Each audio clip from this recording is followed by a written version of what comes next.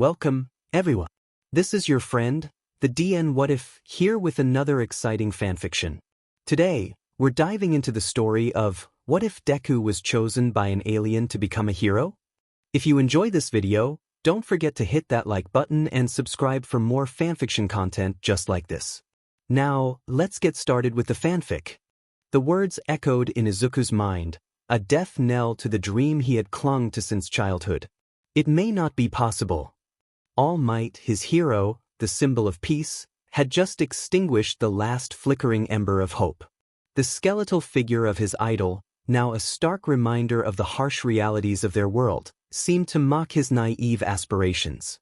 He stood there, frozen, the chill wind whipping around him on the rooftop, but it was nothing compared to the icy grip of despair tightening around his heart. His vision blurred, not from tears, but from the sudden, overwhelming emptiness. All the years of studying heroes, analyzing quirks, filling notebooks with strategies, it was all for nothing. He was quirkless, a pebble in a world of giants. A dream, he now understood, was just that, a dream. And this one was finally, irrevocably, shattered. "Who is there?" Izuku mumbled, his voice hoarse, barely a whisper against the wind.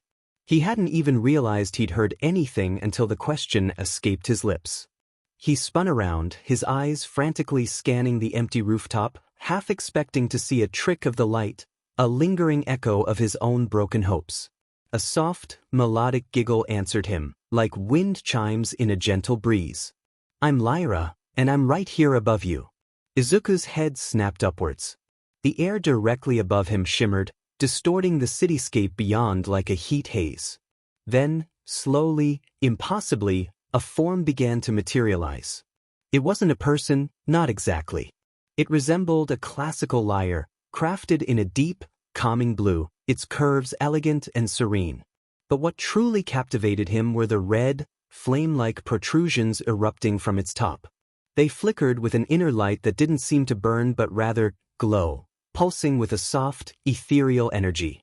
At its center, where the strings of a lyre would typically be, was a heart-shaped face, etched with determined, slightly narrowed eyes and a small, almost pouty mouth. Some sort of invisibility quirk, Izuku breathed, his analytical mind, despite his despair, trying to categorize what he saw.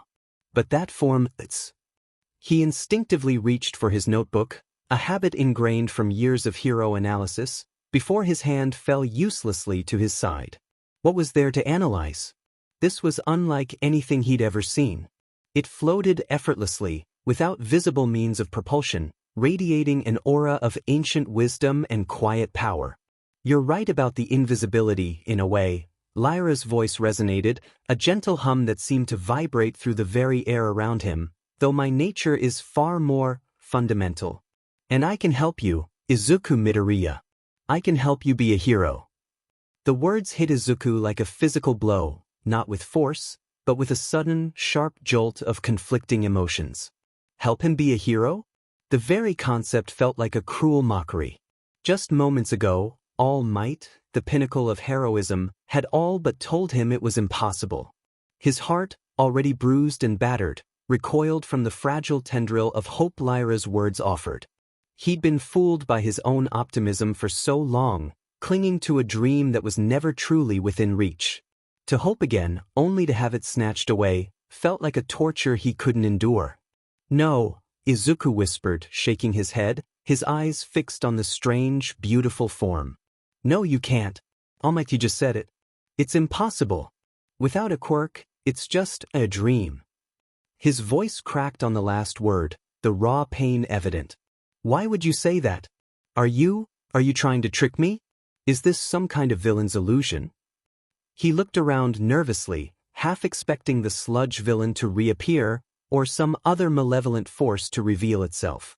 His mind, reeling from the day's events, struggled to process this new, bizarre encounter.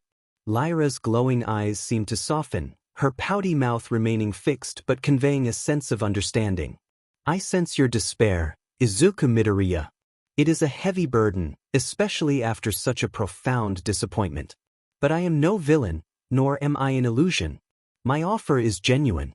The path All Might speaks of is one way to be a hero. It is not the only way. But how? Izuku pressed, a tiny, almost imperceptible flicker of curiosity igniting amidst the ashes of his hope. He said it himself. Professionals put their lives on the line. How can someone without a quirk, how can I do that? How can I protect anyone? I couldn't even protect myself from the sludge villain without All Might. The memory of being suffocated, of his own powerlessness, resurfaced, reinforcing All Might's devastating words. It's an impossibility. His voice was laced with a desperate plea for Lyra to confirm what he already knew, to just let him wallow in the quiet certainty of his shattered future. He didn't want to hope again, not when the fall would be so much harder.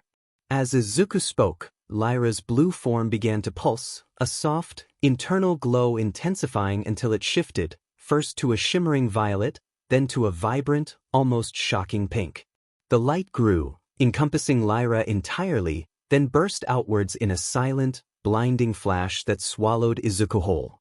He gasped, instinctively shielding his eyes, a strange tingling sensation spreading through his entire body.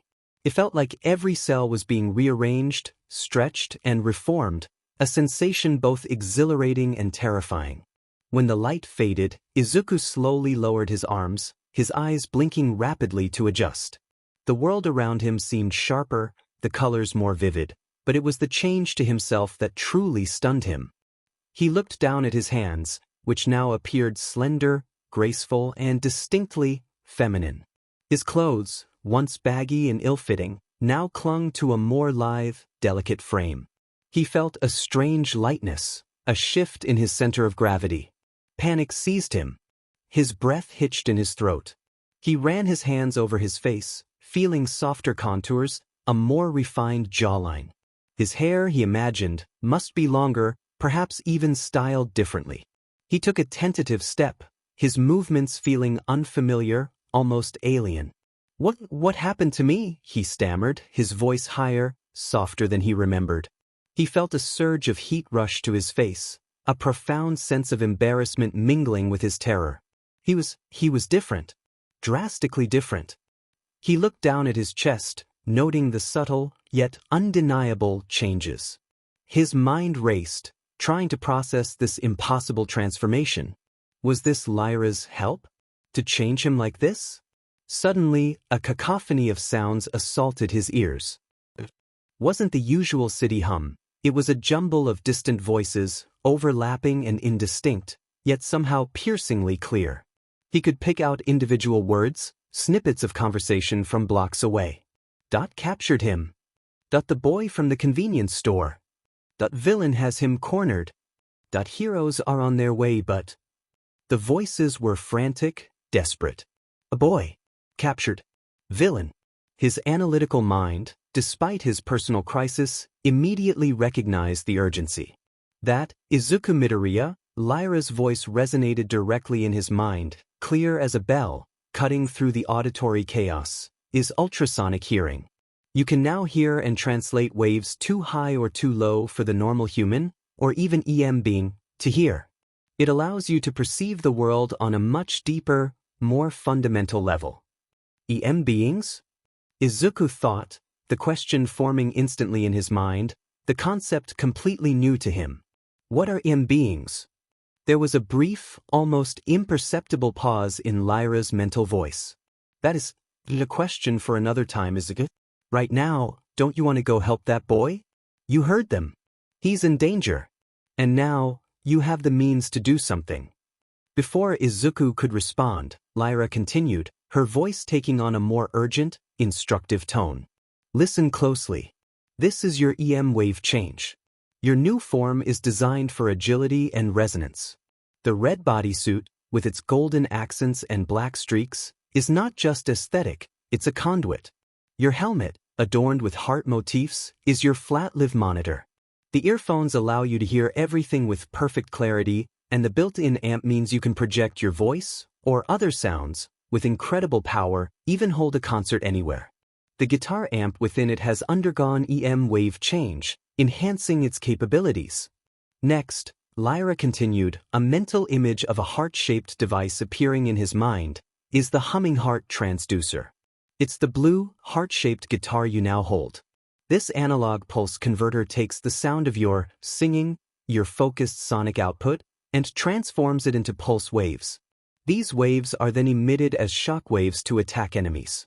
Different types of songs will produce different shock waves, allowing for versatile attacks.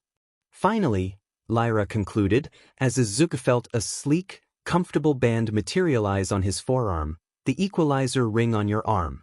This armband adjusts the guitar and amplifier's volume and equalization settings. It possesses a vast number of pre-programmed settings to adapt itself to a variety of situations. You can cycle through these settings by simply touching the small indentation on the bracelet. Now, Izuku, are you ready to be a hero? As Lyra spoke, Izuku felt a familiar weight settle into his hands, but it was not the familiar bulk of his backpack. Instead, his fingers wrapped around a smooth, cool surface, the distinct shape of a guitar. It was the same vibrant blue as Lyra's original form, with the same heart-shaped face etched into its body where the strings should be. A small, sleek microphone, almost imperceptible, was attached to the headstock. This, Lyra's voice chimed in his mind, now feeling as if it emanated directly from the instrument in his grasp, is me. The Lyra guitar. I have undergone EM wave change with you. My data is programmed into this headstock, assisting you with chord progressions and tuning during performances. Beyond just amplifying your sonic output, my strings can also be used to bind enemies, should the need arise. And the Lyra mic, attached here, she mentally highlighted the small microphone, is a high-quality dynamic microphone. It automatically analyzes environmental waves to block out ambient noise, amplifying only your vocal performance. I control its position, allowing you to both sing and play even during intense movements. Izuku stared at the guitar in his hands, then back at his transformed body. It was all so much to take in. A hero costume, a powerful instrument, a new him. Before he could fully process it, his body moved. Not by his own volition, but as if an invisible puppeteer had taken control. His legs, now slender and surprisingly strong, propelled him forward with an effortless grace he'd never possessed. He felt himself rising, light as air, over the edge of the rooftop. He didn't fall. Instead, directly in front of him, a shimmering, translucent blue pathway materialized in the sky. It was like a road, but made of pure light, stretching into the distance. His feet, still moving under Lyra's guidance, landed softly on its surface. It felt solid, yet strangely ethereal, like walking on a perfectly still, sapphire-colored river. This, Izuku, is an M-road, Lyra explained, her voice calm and steady in his head. To human eyes, it appears as though you are standing on air. But it is a manifestation of electromagnetic energy, a pathway only visible and traversable by those who have undergone EM wave change. It allows for swift, silent movement through the city. Izuku's mind reeled. An M-road? Standing on air? This is incredible. It's like a quirk, but it's not. It's technology? Magic? He couldn't reconcile the scientific explanation with the fantastical reality of it. The implications were staggering. He could move unseen, unheard, directly to the source of the trouble. The despair that had gripped him moments ago began to recede, replaced by a surge of bewildered awe and a nascent spark of purpose. He was still Izuku, but now, he was something more. Something else. He looked down, the M-road giving him an unobstructed view of the street below. His enhanced hearing pinpointed the source of the frantic voices. There, in the alleyway, surrounded by flickering police lights and a gathering crowd, was the familiar, grotesque form of the sludge villain. And trapped within its viscous body, struggling desperately, was Katsuki Bakugo. A wave of gut-wrenching guilt washed over Izuku. Kaken. It's Kaken. He remembered the villain escaping from All Might, remembered how he'd latched onto All Might's leg, inadvertently distracting him. Was it my fault? Did I let him get away? Is Kaken in danger because of me? The thought fueled a desperate urgency within him, overriding the lingering shock of his transformation. His rival, his childhood friend, was in peril. He had to do something. You might want to come up with a name, Izuku, if anyone asks, Lyra interjected, her voice a gentle nudge. A hero needs a name, especially one who looks different now. A hero name. Izuku's mind, despite the chaos, immediately latched onto the idea. A name that fit this new transformed him. Something that reflected Lyra and the musical nature of his new abilities. He looked at the blue guitar in his hands, the heart motif, the harp-like strings. Musica, harp, he thought, testing the words. Musica harp. That works. For now. A determined glint entered his new, slightly wider eyes. With a newfound resolve, Musica harp descended the M road, a silent, graceful blur of red and gold. The crowd below, still fixated on the horrifying scene, didn't notice her until she was almost upon them, a vibrant, ethereal figure materializing seemingly from thin air. A collective gasp rippled through the onlookers, followed by murmurs of confusion and awe. The pro-heroes present, still struggling to find an opening against the fluid villain, turned, their eyes widening in surprise at the sudden appearance of this unknown, strangely feminine hero. The sludge villain, distracted by the commotion, momentarily loosened his grip on Bakugo, who gasped for a ragged breath. His sharp, round eyes swiveled towards Musica harp, a sneer forming in his viscous face. Another one? What's with all these flashy costumes today? You think a little music is gonna stop me, little girl? He underestimates you, Izuku, Lyra's voice chimed in his mind, a hint of playful challenge. Show him the power of a true performance. Musica harp, guided by Lyra, raised the Lyra guitar. Her fingers, still feeling foreign but surprisingly nimble, danced across the ethereal strings. She focused, channeling her newfound determination into the instrument. A vibrant, heart-shaped pulse of pure yellow energy erupted from the guitar's body, piercing through the air with a soft hum. It flew unerringly towards the sludge villain, passing through the surrounding debris and even the desperate flailing of Bakugo's limbs as if they weren't there, and struck the villain squarely in its gooey mass. The sludge villain let out a gurgling shriek. Its body, moments ago a writhing, amorphous blob, suddenly stiffened. The dark green mud-like substance seemed to seize up, becoming rigid, almost crystalline.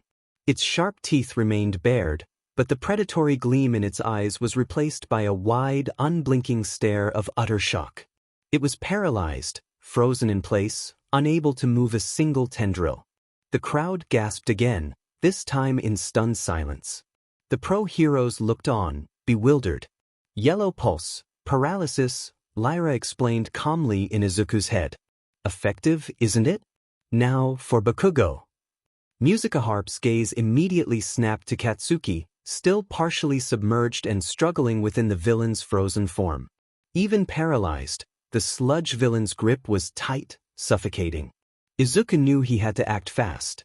He shifted his stance, his new body feeling surprisingly agile, and strummed the Lyra guitar again. This time, a shimmering, heart-shaped pulse of pure gold light shot out.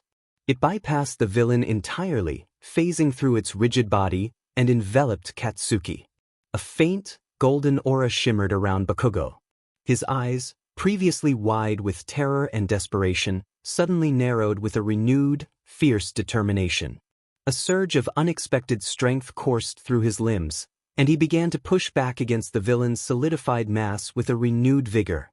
He felt a strange clarity, his mind sharper, his body responding with an almost superhuman efficiency. "What the dash?" he grunted, but his struggles intensified. "Gold pulse, body enhancement," Lyra confirmed. "It will give him the strength to resist, but the villain's quirk is still active even if paralyzed. We need to cut off its source."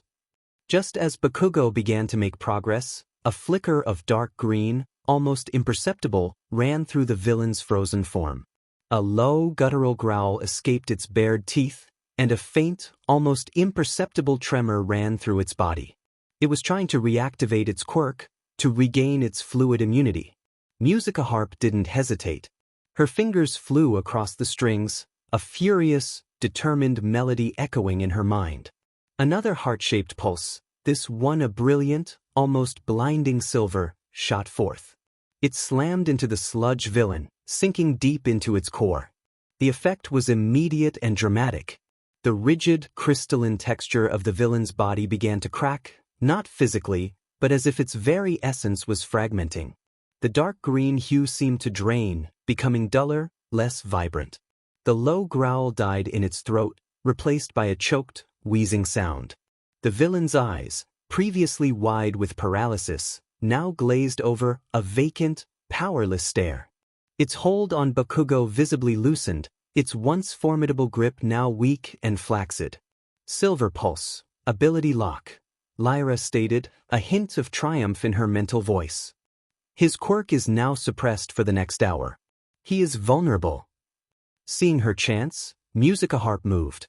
With a powerful leap, guided by Lyra, she launched herself towards the villain. Her slender hands, surprisingly strong, plunged into the now weakened sludge, grabbing hold of Bakugo's arm. It was still a struggle. The villain was heavy, and Bakugo was still partially stuck. But with the quirk suppressed, the mud was no longer immune to physical manipulation. Musica Harp pulled, gritting her teeth, her new muscles straining. Slowly, agonizingly, she began to extract Katsuki from the villain's grasp. Bakugo, though enhanced, was still gasping, covered in the foul-smelling sludge. He coughed, his lungs burning. "What the hell are you doing?" he rasped, his eyes widening in disbelief at the sight of his transformed childhood friend, now a striking red-clad figure. Ignoring his outburst, Musica Harp pulled him free with a final, mighty tug. Bakugo stumbled, collapsing onto the ground beside her, still wheezing and covered in the disgusting slime. His skin was raw, irritated, and a few small cuts bled sluggishly where the villain's pressure had been most intense. Without a moment's hesitation, Musica Harp strummed the Lyra guitar one last time, a gentle, soothing melody this time. A soft, glowing green heart-shaped pulse emanated from the instrument, washing over Bakugo. As the green light enveloped him, the redness on his skin began to fade, the small cuts closed, and his ragged breathing evened out. He took a deep, clear breath, the burning sensation in his lungs vanishing. He felt a profound sense of relief, as if a cool balm had been applied to every aching part of his body. Green pulse, healing, Lyra confirmed. He's stable now. The pro heroes are approaching. Our work here is done, Musica Harp. Musica Harp looked at Bakugo, who was now staring at her with a mixture of shock, confusion, and a flicker of grudging respect. The pro heroes, finally breaking through the stunned crowd, rushed forward, apprehending the now inert sludge villain. All Might, in his skeletal form, arrived moments later, his eyes wide with surprise as he took in the scene, the paralyzed villain, the unharmed Bakugo, and the mysterious, new hero standing over them, Lyra guitar in hand. The moment the sludge villain was secured, the pro heroes, their initial shock giving way to professional indignation, immediately turned their attention to Musica Harp. Death Arms, a burly hero with a strong sense of justice, stepped forward, his voice booming. "Hey, what do you think you're doing? Jumping into a dangerous situation like that? You're clearly not a licensed hero. This kind of reckless behavior puts civilians and other heroes at risk." Kamui Woods, ever the stickler for rules, added, "Indeed. While your intervention was effective, it was also highly irregular and dangerous. You could have been seriously hurt, or worse. Leave hero work to the professionals." Musica Harp felt a flush creep up her neck. Even in this new, confident form, the familiar sting of being scolded, of being told she couldn't do something, resonated deeply within Izuku. He instinctively wanted to apologize, to explain, but Lyra's voice cut through his rising anxiety. "Stay calm, Izuku. They don't understand. And remember, you're Musica Harp now." Before she could formulate a response, a furious explosion of sound erupted beside her. Katsuki Bakugo, now fully recovered and seething, lunged to his feet, glaring at Musica Harp with pure venom. His eyes, usually narrowed in a perpetual scowl, were wide with a mixture of rage and humiliation. "Don't you dare look at me like that, you weirdo!" Bakugo snarled, his voice raw with indignation. I wasn't saved by some strange, wannabe hero girl. I had it handled. You didn't do anything. Get out of my face. He stomped his foot, a small explosion crackling from his palm, before spinning on his heel and storming away, pushing through the bewildered crowd without a backward glance. Musica Harp watched him go, a faint, almost imperceptible sigh escaping her lips. My, she mused aloud, her voice, though still Izuku's, now carrying a new melodic quality. That boy certainly seems prideful. I do hope he's all right. Never seen anyone quite so determined to deny being helped. The feigned ignorance felt strange, but necessary. She couldn't reveal her true identity, not now. Just then, a familiar, booming laugh cut through the tense atmosphere. All Might, still in his gaunt, skeletal form, stepped forward, a hand raised to calm the agitated pro-heroes. Now, everyone. Let's not be too hasty. He turned to Musica Harp, his eyes, though sunken, holding a genuine warmth. Young lady, I must thank you. Your courage, your willingness to act when others hesitated. It reminded me of something very important. He paused, a wistful look on his face. Indeed, what you did today, jumping into a situation like that, was precisely what many top heroes did in their younger days. It's the spark of true heroism. Musica Harp felt a warmth spread through her chest, a stark contrast to the earlier despair. All Might, his All Might, was praising her. It was a moment Izuku had dreamed of his entire life. All Might's expression then turned serious. However, he continued, his voice dropping slightly, I must also caution you. While your abilities are clearly remarkable, jumping into danger without proper training or coordination is incredibly risky. This time, it worked out. The next time, it may not. Be careful, young lady. The path of a hero is fraught with peril. The crowd, having witnessed the entire spectacle, surged forward, their initial shock now replaced by a flurry of excitement and curiosity. Who are you? What's your hero name? Where did you get that amazing gear? What's your quirk? How did you do all that? Musica Harp felt a familiar surge of panic. What do I say? I can't tell them. This is too much. Lyra's voice, however, was calm and reassuring in her mind. Just give them a taste, Izuku. Keep them guessing. Taking a deep breath, Musica Harp raised the lyra guitar slightly, a small, enigmatic smile playing on her lips. My name. Well, you can call me Lyra, she said, using Lyra's name, then adding, or Musica Harp. I'm still coming up with a solid name, you see. She deliberately avoided answering questions about her gear or abilities, offering only a vague, playful response. Before anyone could press further, Musica Harp, guided by Lyra, took a graceful leap backward. And Road shimmered into existence beneath her feet for a split second, then vanished as she pushed off, appearing to jump into thin air. She repeated the action, leaping from one invisible Road to another, moving swiftly upwards and away from the clamoring crowd. To the onlookers, it appeared as though she was effortlessly bouncing on invisible platforms, defying gravity with impossible ease. Then, as she reached a higher altitude, Lyra initiated another transformation. Musica Harp's form began to shimmer, the vibrant red and gold bodysuit blurring at the edges. Her outline softened, becoming indistinct, then completely transparent. In a matter of seconds, she was gone, dissolving into what looked like a ripple in the air, leaving nothing but the faint afterglow of her signature. To the astonished eyes below, she had simply turned invisible, vanishing without a trace. The crowd erupted in a fresh wave of gasps and shouts. She just vanished. What kind of quirk was that? Did you see that? She was walking on air. The pro-heroes, including Death Arms and Kamui Woods, stood rooted to the spot, their jaws agape. Even All Might, despite his experience, looked genuinely astonished. Katsuki, who had paused his angry departure to watch the unfolding scene. Musica Harp, now a shimmering, invisible ripple in the air, soared through the city, guided by Lyra.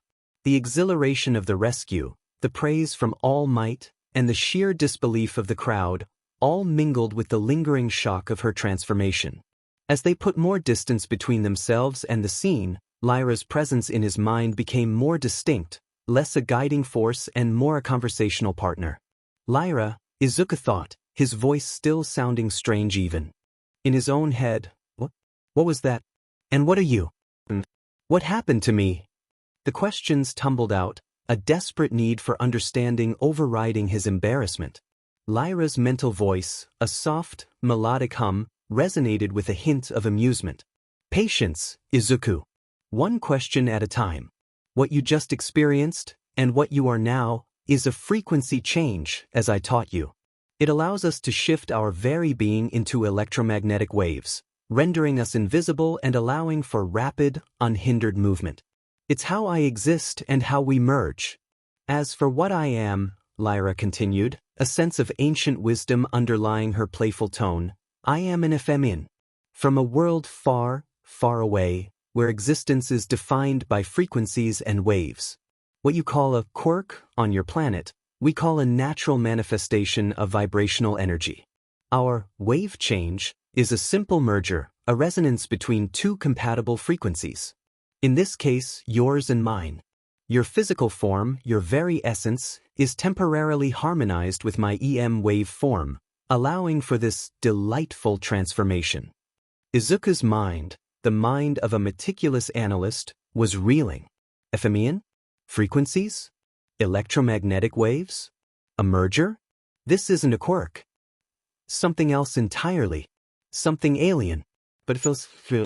My body feels real, even if it's different. And I saved Kakin. I actually saved someone. The implications were monumental. He wasn't quirkless in the traditional sense, not anymore. He was something new, something that defied the known laws of his world.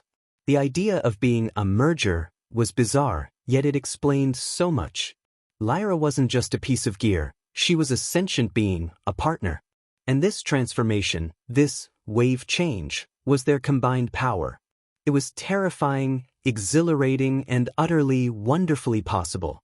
Now, Izuku, Lyra's voice brought him back to the present, a more serious note entering her tone. We should consider your future. You've had a taste of what it means to be a hero, and you performed admirably. But this transformation, this musica harp persona, will draw attention. A lot of attention. If you truly wish to pursue this path, you might need an alternate civilian identity. Unless, of course, you are fine with the scrutiny that will inevitably come with being a hero who appears and vanishes out of thin air and looks different. Izuku's thoughts immediately turned to Yue. An alternate civilian identity, that makes sense. If I just show up as musica harp, everyone will be asking questions I can't answer.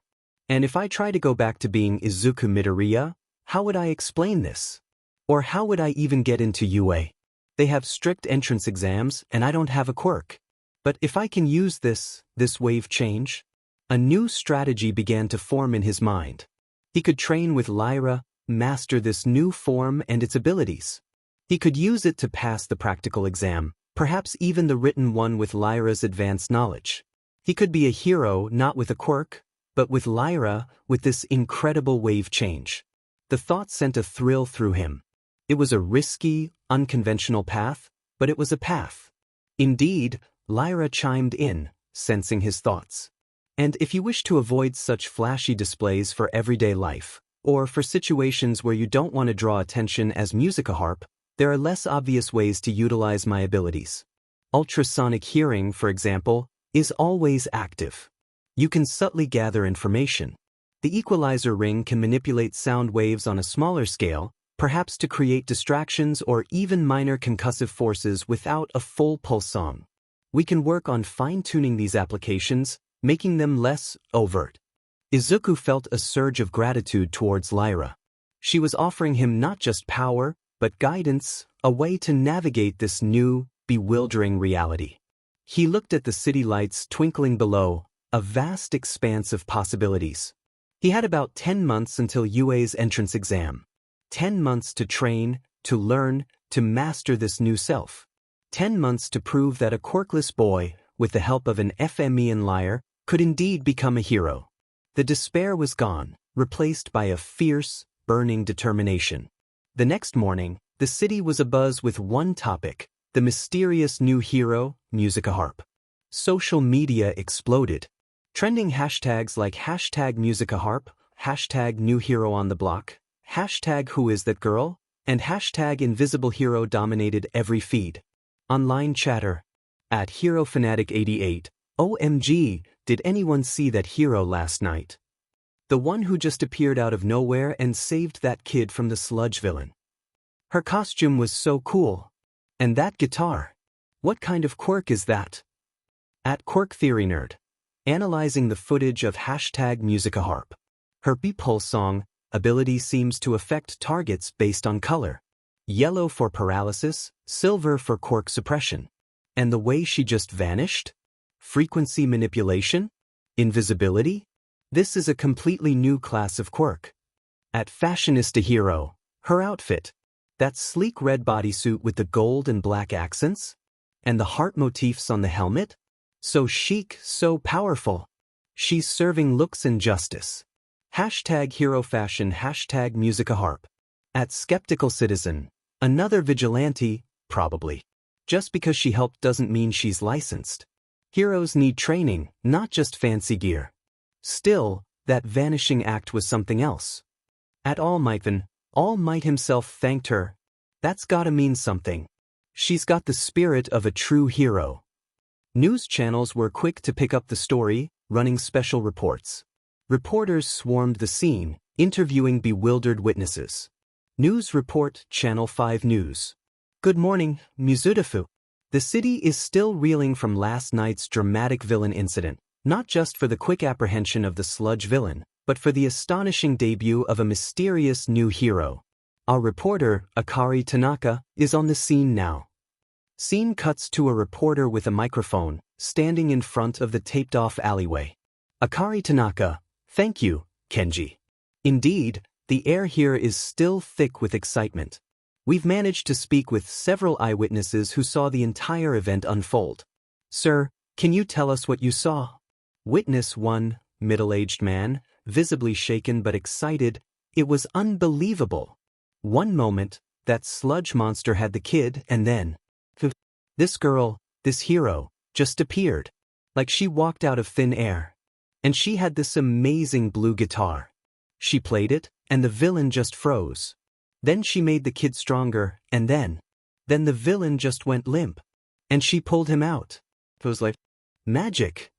Witness 2, young woman, holding her phone, likely having filmed. Her costume was incredible. So dynamic. And her quirk. She was literally jumping on nothing. And then she just faded away. Like a ghost. I've never seen anything like it.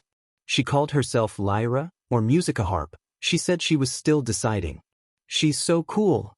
Witness 3, elderly lady, clutching a handkerchief, such a brave young lady. The other heroes were just standing there, you know? But she just jumped in. All Might even praised her. She's a true hero, I tell you. A true hero. Meanwhile, at Aldra Junior High, the news had spread like wildfire. Katsuki Bakugo, usually the center of attention for his explosive quirk, found himself in an unfamiliar position, being questioned about someone else. Bakugo, is it true? You were saved by that new hero, Musicaharp? What was she like? Is she really that strong? She's so pretty. Did you talk to her? Katsuki's face was a furious shade of crimson, his palms crackling with uncontrolled sparks. Shut up, all of you. I wasn't saved by anyone, you DMN extras. Especially not some weird, flashy girl with a stupid guitar. I had it handled. She just got in the way. He slammed his desk, making several classmates jump. And she's not pretty. She's a demon nuisance. He stormed out of the classroom, leaving a trail of stunned and slightly amused classmates in his wake. His pride was wounded, not just by being rescued, but by being rescued by her, and by the fact that everyone was talking about her instead of him. Hidden away in his room, Izuka Midoriya, now back in his regular, albeit slightly too large, clothes, was hunched over his laptop, blushing furiously. He scrolled through the endless stream of social media posts, news articles, and forum discussions about Musica Harp. Every positive comment, every speculation about her quirk or look sent a wave of warmth through him. They think she's cool. They think she's amazing. They're saying she's powerful. His cheeks burned a deep red, a goofy, delighted smile plastered across his face. It was overwhelming. For so long he had been Deku, the quirkless, useless kid, the target of ridicule and pity. Now, people were praising him even if they didn't know it was him. They were admiring his courage, his quick thinking, his abilities.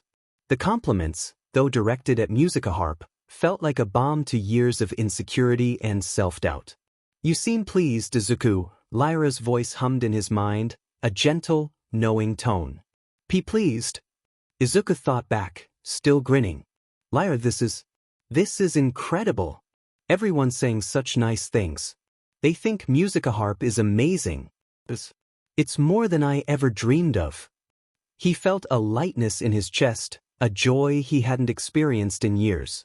It was a strange duality, this feeling.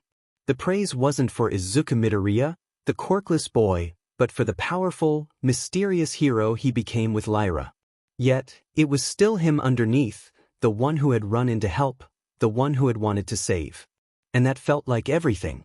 The embarrassment of his transformed appearance was momentarily forgotten in the glow of public adoration. Later that evening, as Izuku walked home, the residual buzz of the day's events still thrumming through him, Lyra's voice returned to his mind, a thoughtful melody.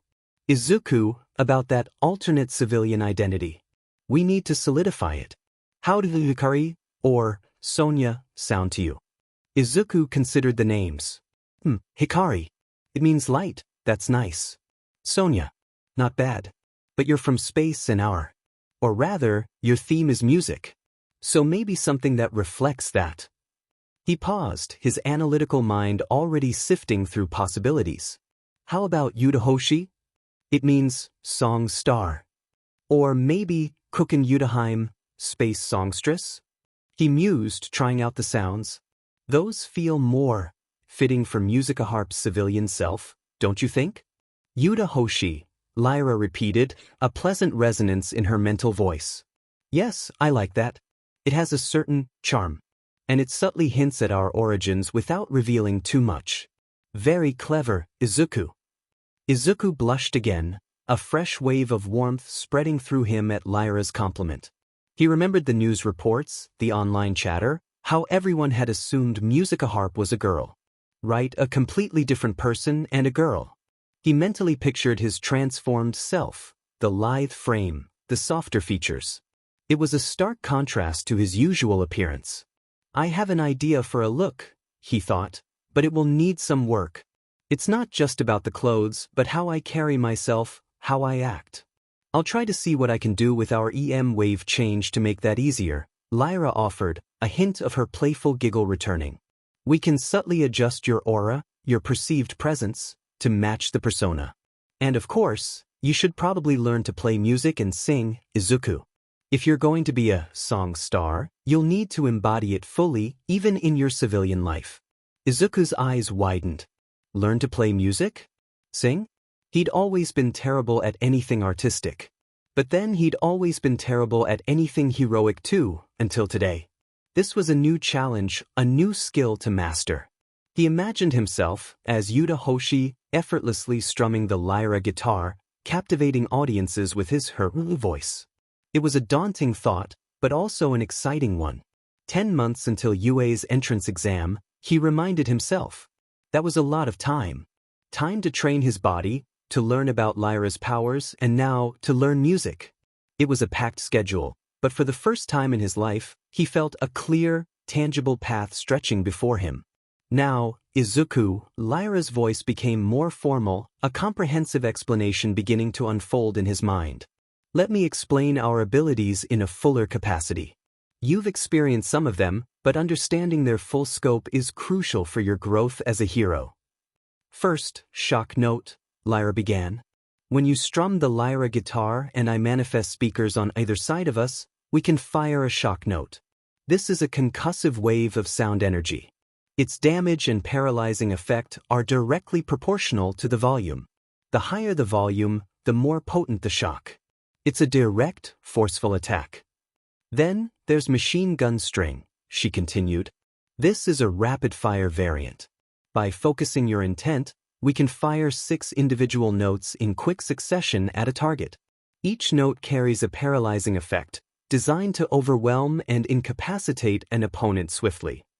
You've already seen Pulse Song in action, Lyra explained, revisiting the ability he'd used. It fires a heart-shaped pulse. The key here is its unique property. It pierces intangible things, meaning it can bypass most defensive quirks or even the fluid nature of villains like the one you face today. It can only be blocked by a direct counterforce, otherwise, it will induce a specific status ailment depending on the color of the note. To reiterate, red causes a burning sensation, blue induces freezing, yellow leads to paralysis, gold enhances the target's body, silver temporarily locks their abilities or quirks for about an hour, green provides healing, white destabilizes incoming attacks, and black teleports attacks back to their owner. This versatility makes it one of our most adaptable offensive and supportive abilities. Frequency change is what we use to escape and to appear invisible, Lyra elaborated. By shifting our wave frequency, we can effectively teleport, appearing and disappearing at will.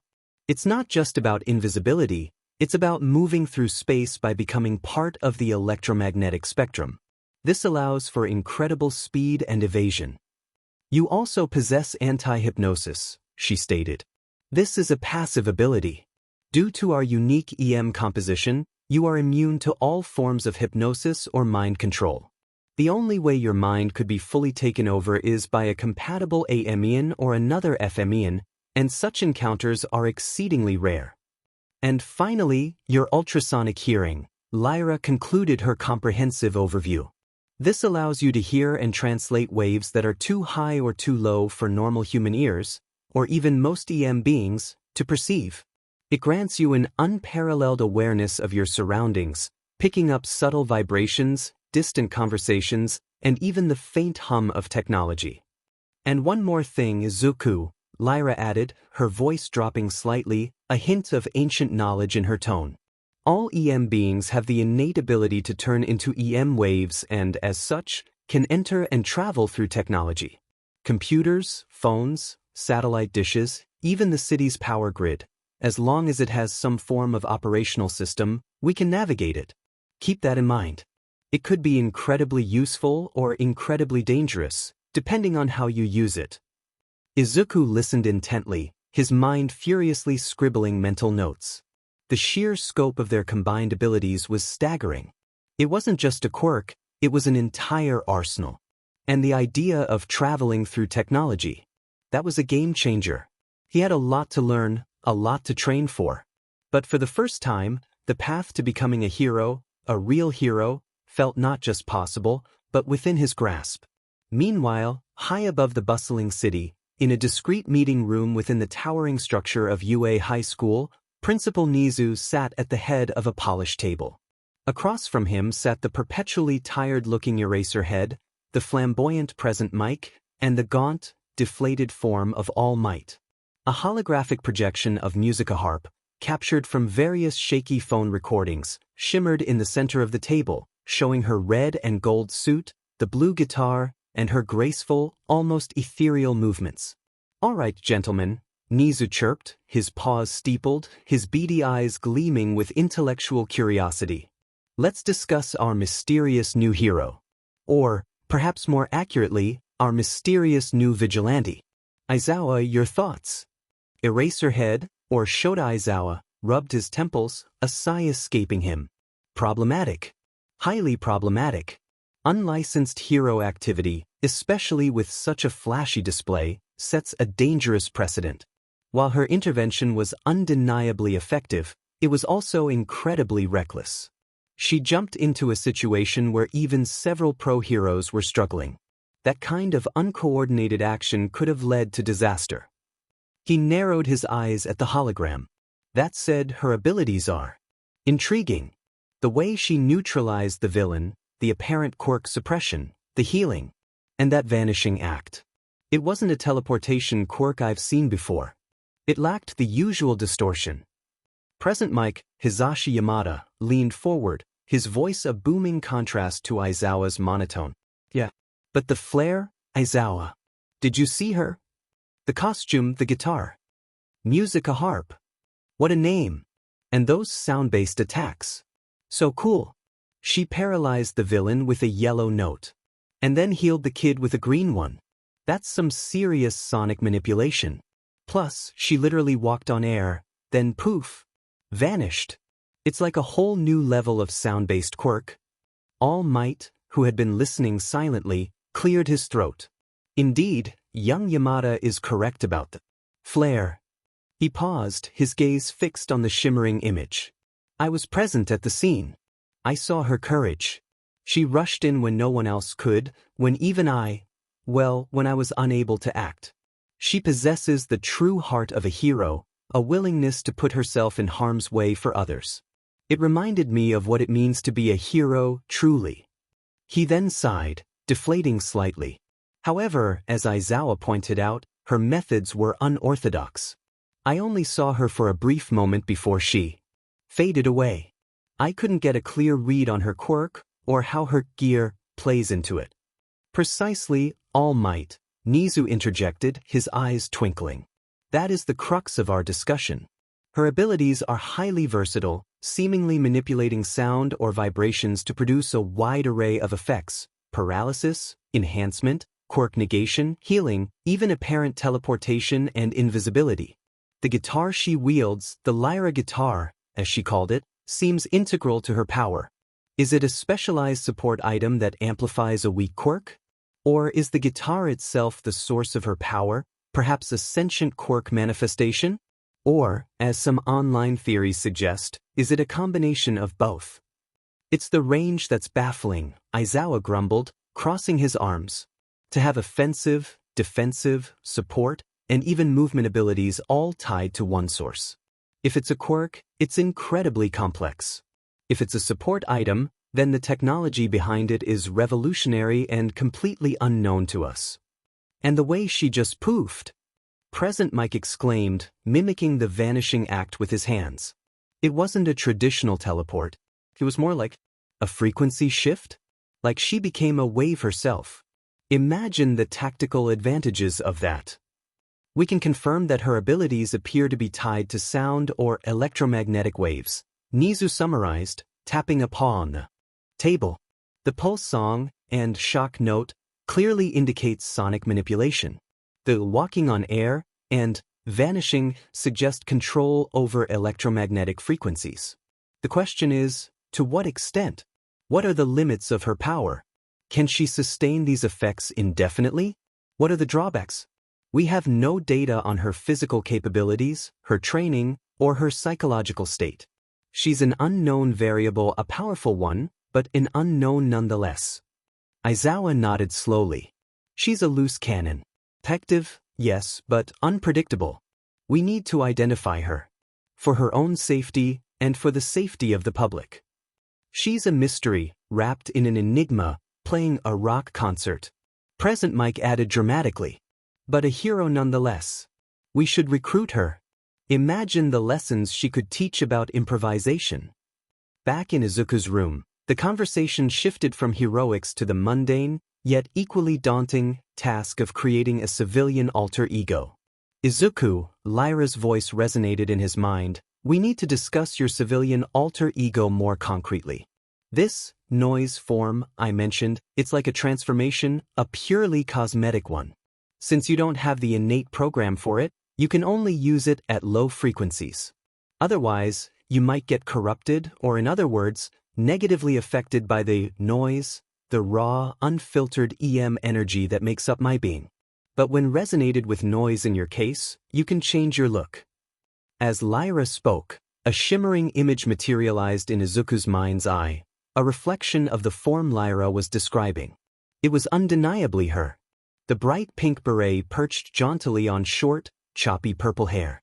The oversized, round glasses framing wide, green eyes that, despite their size, seemed to hold a quiet intelligence. The slightly quirky, mismatched outfit, an off-shoulder white top, a floral skirt, boldly striped leggings, and strappy sandals. It was a look that screamed unique and artistic, yet also approachable. This was Yuta Hoshi, his civilian alter ego, finally materialized in full, purely cosmetic, noise change form. Izuku stared at the mental image, a strange mix of fascination and apprehension washing over him. It was so different, so feminine. But the public already assumed Musica Harp was a girl, so this would fit perfectly. It was distinct enough from his usual appearance that no one would ever connect the two. A week passed in a blur of intense, secret training. Izuku, with Lyra's constant guidance, practiced the noise change. It was difficult at first, like trying to reshape smoke, but his analytical mind, honed by years of hero observations, quickly adapted. He focused on the image Lyra had shown him, on the feeling of shifting his own EM signature just enough to create the desired visual effect.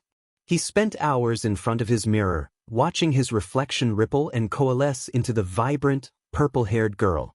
Finally, one evening he stood before the mirror, and with a deep breath and a surge of focused intent, his reflection shifted. The bright pink beret, the choppy purple hair, the oversized glasses, the quirky outfit, it was all there, perfectly formed, stable.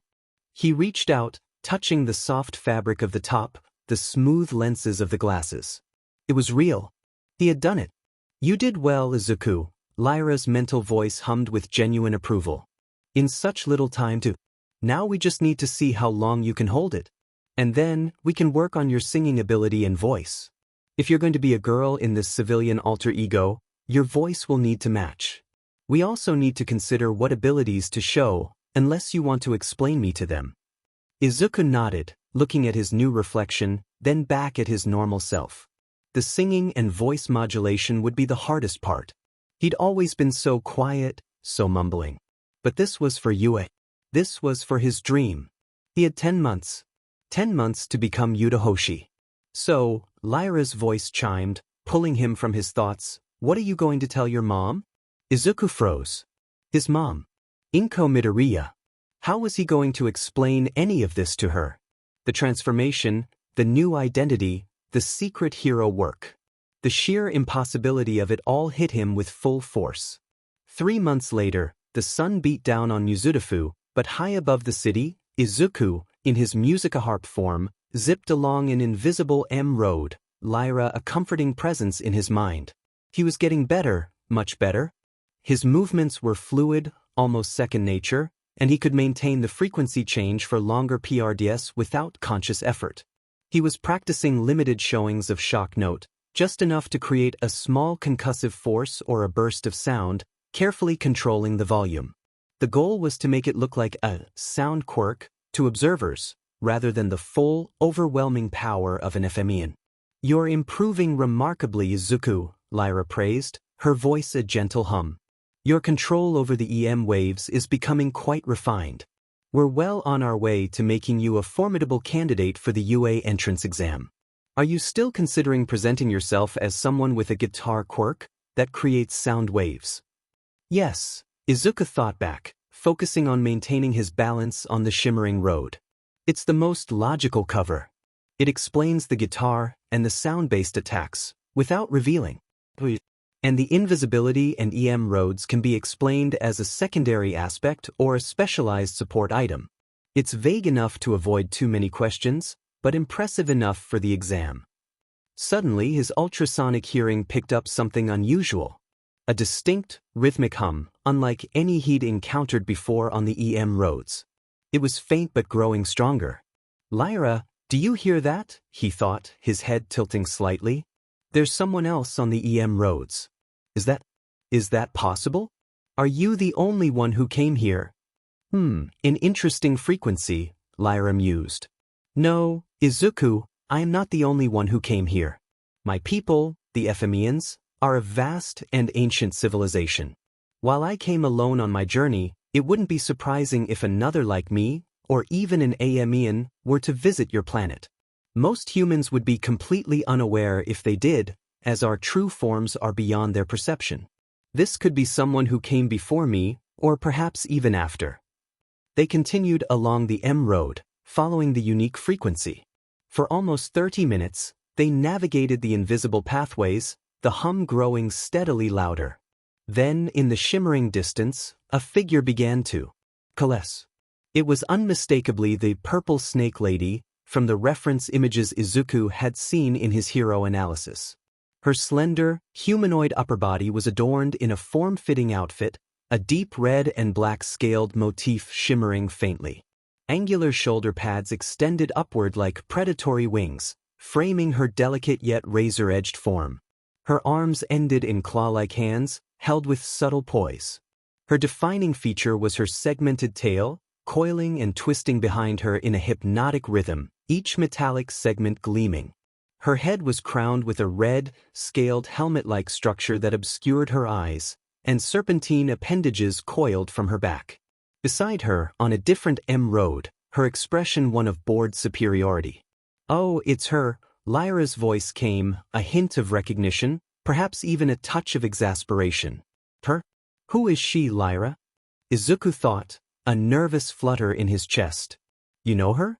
Is she dangerous?" "That is Afiyuka," Lyra replied, "or Afiyukus works too. She's a snake whisperer. She can control snakes." Izuku swallowed hard. "You mean like space snakes?" The thought of alien serpents sent a shiver down his spine. "Just snakes in general, Izuku," Lyra clarified. "I think as long as they're snake-like, she can control them, regardless of their origin." Izuku paused. A villain with snake control. On an road. This was an opportunity. "Should we follow her then?" he asked, a familiar spark of hero analysis curiosity overriding his apprehension. "Sure," Lyra responded, a mischievous note entering her voice. "If she's up to something, it could make for good practice to fight someone on our level. But before we get started, Izuku, since you've gotten better with noise, you should try out these." Suddenly, a strange sensation erupted on Izuku's back. A pressure, then a blossoming. Two crystalline structures, radiating a soft, internal glow, materialized behind him. They were beautiful, with gradient shades of vibrant pink, red, and white, complementing his red and gold suit. These were the noised wing verniers, or noise wings for short. They pulsed with radiant light, matching the neon streaks of his heart-shaped guitar as it glowed with boundless energy. "These are a more advanced form of noise," Izuku, Lyra explained, "but with function. They eject high-density noise, enabling unrestricted high-speed aerial movement. For now, try to use them only when you think you might need it. They require a bit more conscious control to maintain stability."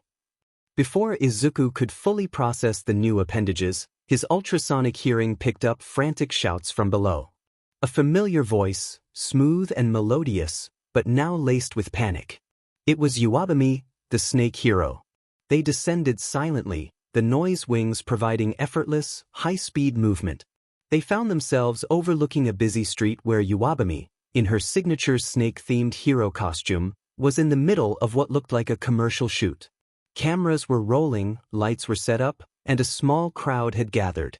Then, combined wave-change form of Queen Afiyuka with her human partner Gaudy Gyre, Okanashi Kuwabi, landed directly in the center of the set, her serpentine tail coiling dramatically. Her presence was commanding, her voice echoing with a regal, yet disdainful, tone. "Uwabami, you celebrity hero. It's time to take you down a few pegs. You've grown too complacent, too focused on your image, setting a bad example for those foolish snacklets. I am Queen Afiyuka, and I'm here to humble you." With a flourish of her claw-like hands, Queen Afiyuka summoned a legion of snakes. They materialized from thin air, slithering across the ground, their eyes glowing ominously. They moved with terrifying speed, binding the camera crew, wrapping around their legs and arms, their fangs bared, ready to strike. "Keep recording, you pathetic humans," Queen Afiyuka commanded, her voice chilling. "Or my little darlings here will ensure your final shot is a close-up of their fangs." Musica Harp didn't hesitate. With a powerful beat of her newly acquired noise wings, she soared into action, a blur of red and gold. Lyra's voice guided her. Musica Harp strummed the lyra guitar, and a powerful, concussive shock note erupted. It wasn't aimed at Queen Afiyuka, but at the snakes. The wave of sound slammed into the serpentine binds, paralyzing them instantly. They stiffened, their coils locking, their fangs frozen midair, unable to move or bite. The camera crew, released from their binds, scrambled away, terrified. Queen Ophiucha, her helmeted head snapping towards the interloper, noticed the wings. "Is that you, Harp?" she sneered, a flicker of surprise in her tone. "Since when do you have wings? Trying out a new gimmick, are we?" Musica Harp, landing gracefully on an M-road a few feet away, modulated her voice, making it sound subtly different, more resonant, less like Izuku's usual mumble, thanks to Lyra's coaching. "It's been a while since I was called that. And these," she gestured vaguely to her noise wings, which pulsed with soft light, "are just something I picked up, trying something new out of my usual genre. Why are you doing this, Queen Ophiucha? Humbling a celebrity hero by endangering innocent lives is hardly a noble pursuit." Queen Ophiucha let out a cold, amused laugh. Her serpentine appendages coiled behind her, twitching with anticipation. "Humbling this celebrity hero is precisely the point, Musica Harp. And I've picked up some tricks too." Her helmeted eyes glowed with an eerie, green light. A focused laser beam, thin and piercing, shot directly from her gaze, aimed squarely at Musica Harp. This was her Gorgon Eye, a paralyzing attack that could pierce invisibility and tangibility. "Darken your visor, Izuku." Lyra's urgent warning echoed in his mind. Instinctively, Musica Harp's hand flew to her helmet. The heart-shaped visor, which had been transparent, instantly darkened to an opaque black, blocking the emerald beam just as it reached her face. The laser harmlessly dissipated against the reinforced material.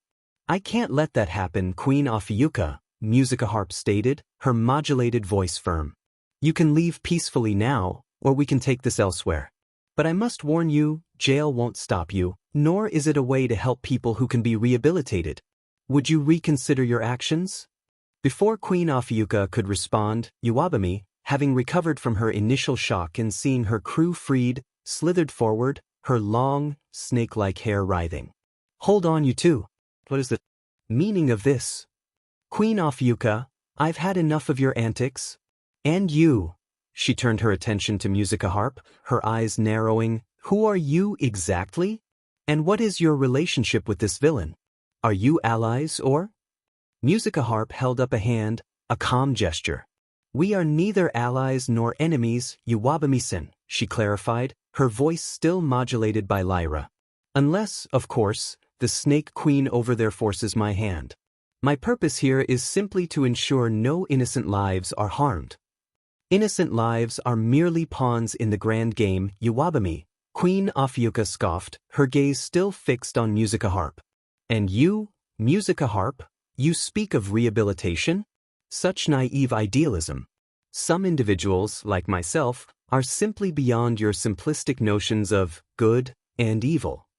We seek only to rebalance the scales." With another flourish, she summoned more snakes, a fresh wave of them appearing from behind her, slithering menacingly towards the freed camera crew and Iwabami. This was her snake legion in full force. Musica Harp didn't waste a second.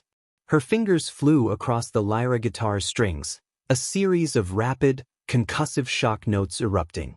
The sound waves slammed into the approaching snakes, instantly paralyzing them mid-slither, turning them into rigid, harmless statues. "Impressive, Harp," Queen Ophiucha acknowledged, a flicker of genuine interest in her voice. "But can you withstand this?" She coiled her segmented tail, then, with a powerful, almost musical hum, launched a series of heart-shaped pulse songs towards Musica Harp. Red, blue, yellow, gold, silver, green, white, black, a kaleidoscope of colored pulses streaked through the air, each carrying a different status ailment. Musica Harp met the barrage head-on. She strummed the lyra guitar, deflecting some pulses with precise counterfrequencies, but others connected. A red pulse grazed her arm, and she felt a momentary burning sensation. A blue one briefly chilled her leg. A yellow one made her fingers twitch. But as a silver pulse aimed for her chest, Queen Ophiucha suddenly shifted. Her segmented tail, thick and metallic, whipped around, blocking her own face just as the silver pulse would have struck. The pulse dissipated harmlessly against the super-durable scales of her lower half. "Umph," Queen Afiyuka scoffed, a hint of annoyance in her tone. "Normally, I would keep playing this delightful tune, musica harp. But it seems my dear friend, the not haughty one," she glanced pointedly at Okanashi Kuwabi, who rolled her eyes, "is growing impatient. It would be a pain in the tail to continue this performance now. Perhaps another day, when the audience is more appreciative." With that, Queen Afiyuka's form began to shimmer, just as musica harps had earlier. She dissolved into a ripple of electromagnetic waves, her serpentine appendages, leaving no trace behind. To Iwabumi and the remaining onlookers, it looked as though she had simply faded away, taking her snakes with her. Musica harp, seeing the immediate threat gone, quickly surveyed the scene. She used a series of low-frequency shock notes, carefully modulated, to deal with any lingering paralysis or discomfort among the camera crew and Iwabumi's staff. A subtle hum, a gentle vibration, and the stiffness in their limbs faded. Iwabumi, still slightly disoriented but grateful, turned to musica harp. "Thank you, songstress. That was quite the display. But if you're not allied with her, then what were you doing here? And how did you know she was coming?" "Just training," musica harp replied, her modulated voice a little strained as she felt a subtle tremor run through her noise wings. They were becoming unstable. "I spotted the Snake Queen, heard stuff was happening. Saw her heading this way, figured she was up to no good." She felt the pink and yellow wings flicker, their radiant light dimming. She needed to disengage. "Good luck with the commercial, Iwabumi-san. And sorry for acting without asking if you needed it. You looked like you did, you know? Act first, apologize later, anyway. Well, see ya." With a final, powerful beat of her now flickering noise wings, musica harp launched herself skyward. As she gained altitude, her form shimmered, and she vanished, using a quick frequency change, leaving Iwabumi and the rest of the crew staring up at the empty sky, a whirlwind of questions in their minds. High above, now fully invisible on an M road, Izuku scanned the city. "Did you see her, Lyra? Queen Afiyuka? Is she anywhere in sight?" "There's no use looking for her, Izuku," Lyra's voice replied, a touch of weariness, but also a hint of satisfaction. "She could be on another M road, or incognito. Her frequency change is quite advanced. If we train more, then we are likely to find her again, or we could simply go where Iwabumi goes. Villains like Afiyuka often have a pattern. Right?" Izuku thought, a new wave of questions forming. "Lyra, you mentioned other FMEans. How many are there? Are they all like you and Afiyuka?" "Oh, there are many of us," Lyra chimed, her voice regaining its usual bright tone. "From Planet FM, a vibrant world of frequencies. Among those I know, there's Cancer, Corvus, Crown, Cygnus, Libra, Taurus, Gemini, the two-in-one combo, that one's always interesting, and Wolf. Girls are quite rare among the ones I know, funnily enough. There's Afiyuka, as you saw, Virgo, and myself. All named after constellations, coincidentally. Then there's the FM King Cepheus and Omega's Eyes, but he's never mind, not important." Lyra paused, a brief, almost imperceptible flicker in her mental presence. "There are also AMEans, but that's out of my depth. Our frequencies are quite different, you see." Izuku processed the influx of names and information. A whole planet of beings made of EM waves. And some of them were already here, on Earth, possibly causing trouble like Afiyuka. Why would Afiyuka choose a partner like that, Lyra? Is she just going with her partner's demands, or is she really okay with this approach? Izuku mused, someone who causes trouble for others like that. It seems counterproductive to her humbling goal. "Ah," Lyra sighed, a sound like a distant, melancholic chord. "That is a complex matter, Izuku. Those with negative emotions fueling them, or those sad enough to be easily convinced, are often easier to deal with and find. Their emotional frequencies resonate more strongly, making them easier to locate and merge with. It's a common, if unfortunate, method for some FMEans to find hosts. But I found you. Purely out of luck, Izuku, and I genuinely wanted to help you. My intentions were, and are, pure. You must understand, Ephemians are like humans. We are all different. You cannot judge others by how Afiyuka or even myself are. Each of us has our own motivations, our own desires. And as for your feminine appearance, Lyra added, a hint of her playful tone returning, that's probably due to my influence, as I am female. But you're also not the most masculine, no offense, so that may have also played a factor in the wave change's manifestation. It simply found the path of least resistance, so to speak, to create a stable, compatible form. Izuka felt a blush creep up his neck again at the not the most masculine comment, but he couldn't deny it.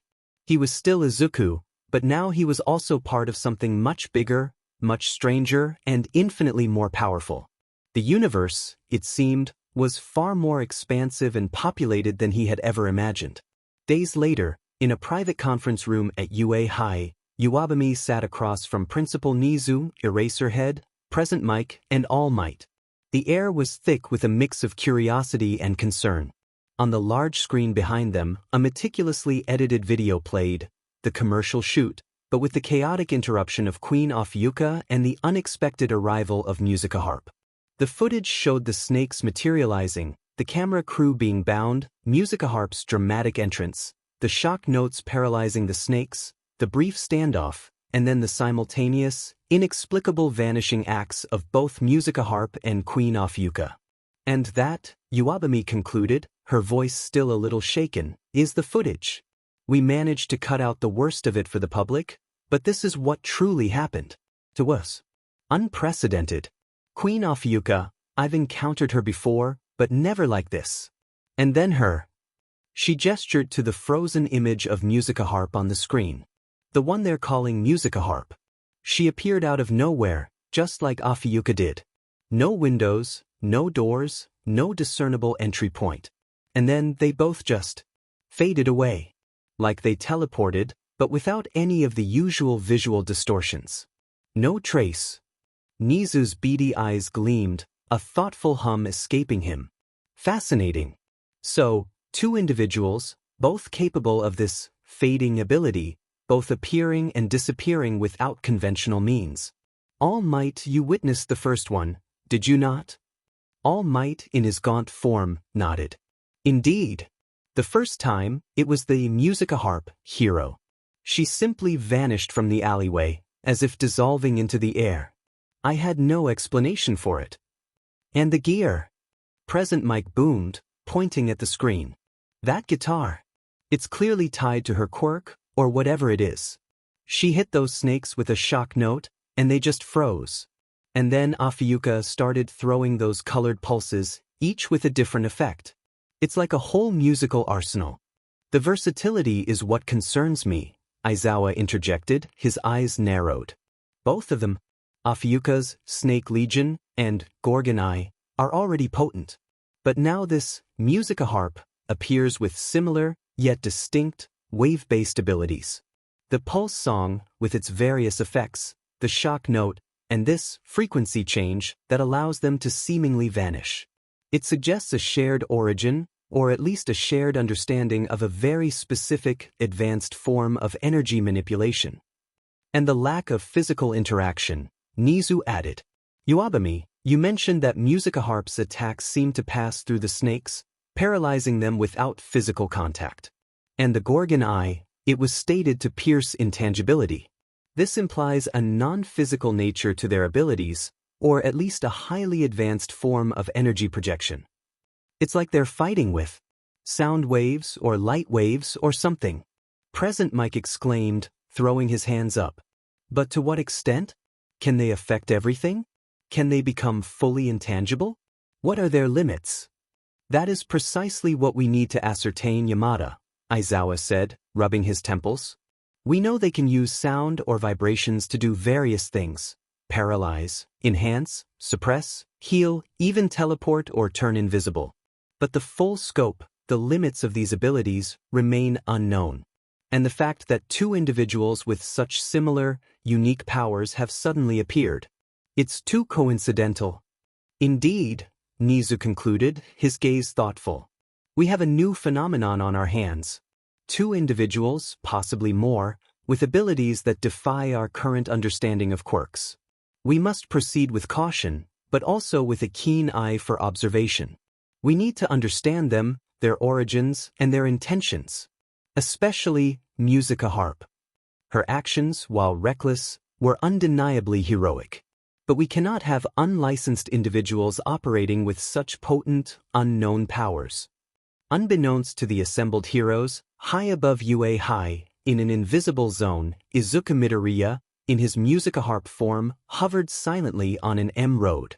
Lyra had guided him here, sensing the concentration of powerful EM signatures. He had reverted to his Musica Harp form, complete with the noise wings, just outside the building, then shifted into his invisible frequency change state. This is an invisible zone, Izuku, Lyra explained in his mind, her voice a soft whisper. There are two types of zones for EM beings. Ones where we can be seen, like where you fought off Yuka, and the vast majority, like this one, where we are naturally invisible to human perception unless we choose to make ourselves visible. You are currently in one such zone. Your EM signature is perfectly masked here. Izuku listened intently, his ultrasonic hearing picking up every word from the meeting room below. He heard Iwabumi's recounting, the heroes' bewildered discussion, their theories about his quirk, and their concerns about his reckless vigilante status. He heard Aizawa's skepticism, present mixed excitement, and All Might's measured praise and caution. They think I'm a vigilante, Izuku thought, a knot forming in his stomach. They think I'm dangerous and unpredictable. And they have no idea about Lyra, or FMEans, or EM wave change. The weight of his secret and the misunderstanding surrounding Musica Harp pressed down on him. They are concerned about the unknown, Lyra observed. And they are right to be. Our abilities are beyond their current understanding. It seems we might need to make our position clear, Izuku. Perhaps a public demonstration of purely supportive abilities or a carefully orchestrated intervention where our intentions are undeniable. We need to build trust, or at least reduce their suspicion. Izuku nodded, a grim determination setting in. He had wanted to be a hero. He was a hero with Lyra. But if he was going to attend UA, if he was going to truly become a symbol of peace, he couldn't be seen as a dangerous unknown. He had to show them. He had to prove himself. A week later, high above the city, Musica Harp glided along an M road, the crystalline shimmer of her noise wings a vibrant pink with yellow tips. She was humming a little tune, a simple melody she'd been practicing, trying to get her voice to match the new persona. Lyra had been drilling her on vocal modulation, and it was slowly, painstakingly, coming along. Good, Izuku, Lyra's voice hummed in his mind. Your pitch stability is improving. Now, try to project a little more confidence in that visible zone we're approaching. Remember, a brief, memorable appearance. As they approached a bustling commercial district, Musica Harp deliberately lowered her altitude, entering a small, visible zone. The pink and yellow wings pulsed with radiant light, drawing eyes. She strummed a few chords on the lyra guitar, a soft, melodic tone echoing through the air, just enough to catch attention without causing a panic. Heads turned, phones came out. She offered a small, enigmatic wave, a fleeting glimpse of the hero the city was buzzing about. Then, with a practiced shift in frequency, she vanished back into the invisible M road, leaving a trail of gasps and excited murmurs in her wake. Excellent, Lyra praised. Just enough to keep them intrigued. Now, what's that I hear? Izuku's ultrasonic hearing immediately picked up a frantic, high-pitched alarm. Lyra, the theft. Close by.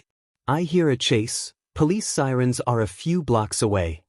Then let's make our way there, Izuku, Lyra urged. And keep that music playing. It helps with resonance.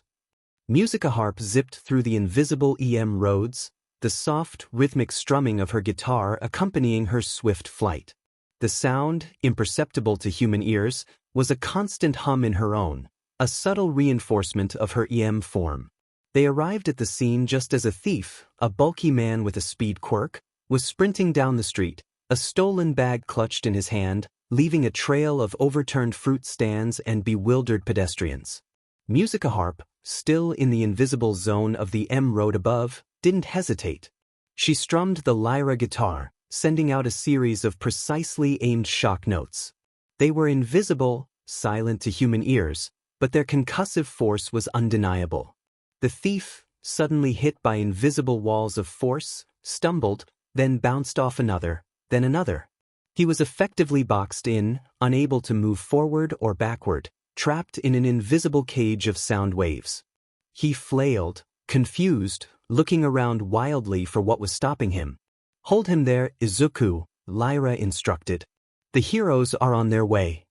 Moments later, a giant figure loomed into view, Mount Lady, her colossal form making the street seem tiny.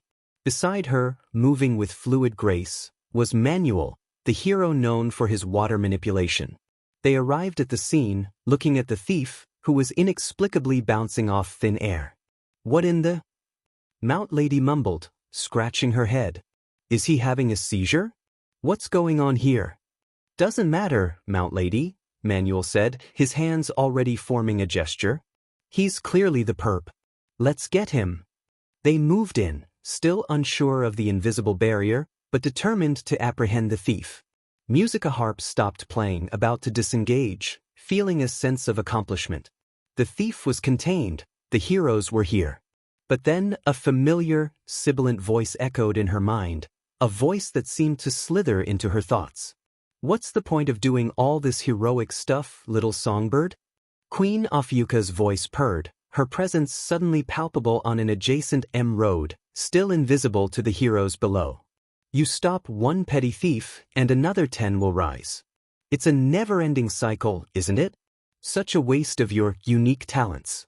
Before Musica Harp could respond, Queen Ophiuka made herself briefly visible, a flash of red and black scales, just long enough to summon a new snake legion. A swarm of purple and green snakes materialized, slithering down towards the thief. "My darlings," Queen Ophiuka's voice echoed, "a little extra persuasion for our friend here. A touch of paralysis, perhaps." The snakes swarmed the trapped thief, their movements surprisingly fast. Mount Lady and Manuel gasped, startled by the sudden appearance of the serpents. Musica Harp reacted instantly. Her fingers flew across the lyra guitar, a furious flurry of shock notes erupting. The sound waves tore through the air, impacting the snakes, paralyzing them mid-strike. But she was a fraction of a second too slow. One small, green snake, its eyes glowing with a sickly light, managed to lunge forward and sink its fangs into the thief's leg before it too froze solid. "Damn it," Izuku thought, a surge of frustration. "One got through." Queen Ophiuka let out a soft, amused chuckle. "Almost perfect, little harp. Almost." Musica Harp, her noise wings flaring to life, radiating pink and yellow light, made herself fully visible. She hovered a few feet above the scene, the lyra guitar held defensively. "Queen Ophiuka," she called out, her voice firm, "would you like to take this elsewhere? This is hardly the stage for your grand performance." Queen Ophiuka, now fully visible on her own M road, simply smirked. "Oh, but we have an audience here already, don't we, dear harp? Why not put on a show?" "We're not warmed up enough for that," Musica Harp retorted, a hint of defiance in her modulated voice. "But I suppose I can give them a little private show. Just for you, Queen Ophiuka." Musica Harp took a deep breath, her fingers finding a rhythm on the lyra guitar. She began to sing, her voice, still Izuku's but now imbued with lyra's resonance, carrying a strange, ethereal quality. It wasn't loud, but it seemed to fill the air, a melody woven with words that seemed to pierce deeper than any physical attack. "You think you're the best, slithering your way all the way from the east to the west of the net like you're the best, nothing less, but that's just a level EX level jest because I may be the best. You're just losing your mind, dreams out of sight for a little while, getting high off your own dopamine, getting big, getting seen in your imagination, but all know the truth, so why are you still here?" Musica Harp stopped, a critical hum escaping her. "Hum," she thought, "I like it, but it needs some polishing. Maybe a better beat. The lyrics are a bit clunky in places." Queen Ophiuka, however, looked genuinely annoyed. Her serpentine tail twitched, and her helmeted face seemed to darken. That didn't fit me at all, Musica Harp. Come up with something better next time, when we have a proper stage all to ourselves. With a final, disdainful glance, Queen Ophiucha's form shimmered, and she vanished. Musica Harp watched them go, a small, triumphant smile forming on her lips. They had stopped Ophiuchus from interfering too much. The thief was still paralyzed by the invisible shock notes, and the heroes were still trying to process what they had just witnessed. Taking another deep breath, Musica Harp made herself fully visible to Mount Lady, Manuel, and the stunned crowd. Her noise wings still glowed faintly. "I'm glad you heroes arrived," she called out, her voice sounding a little more tired than before, a deliberate act to sell the illusion. Keeping the thief still for so long was getting tiring. She then offered a small, apologetic bow. "And I'm so sorry that one of Ophiuchus's snakes managed to bite the thief. I was a bit too slow and surprised by her sudden appearance. My apologies."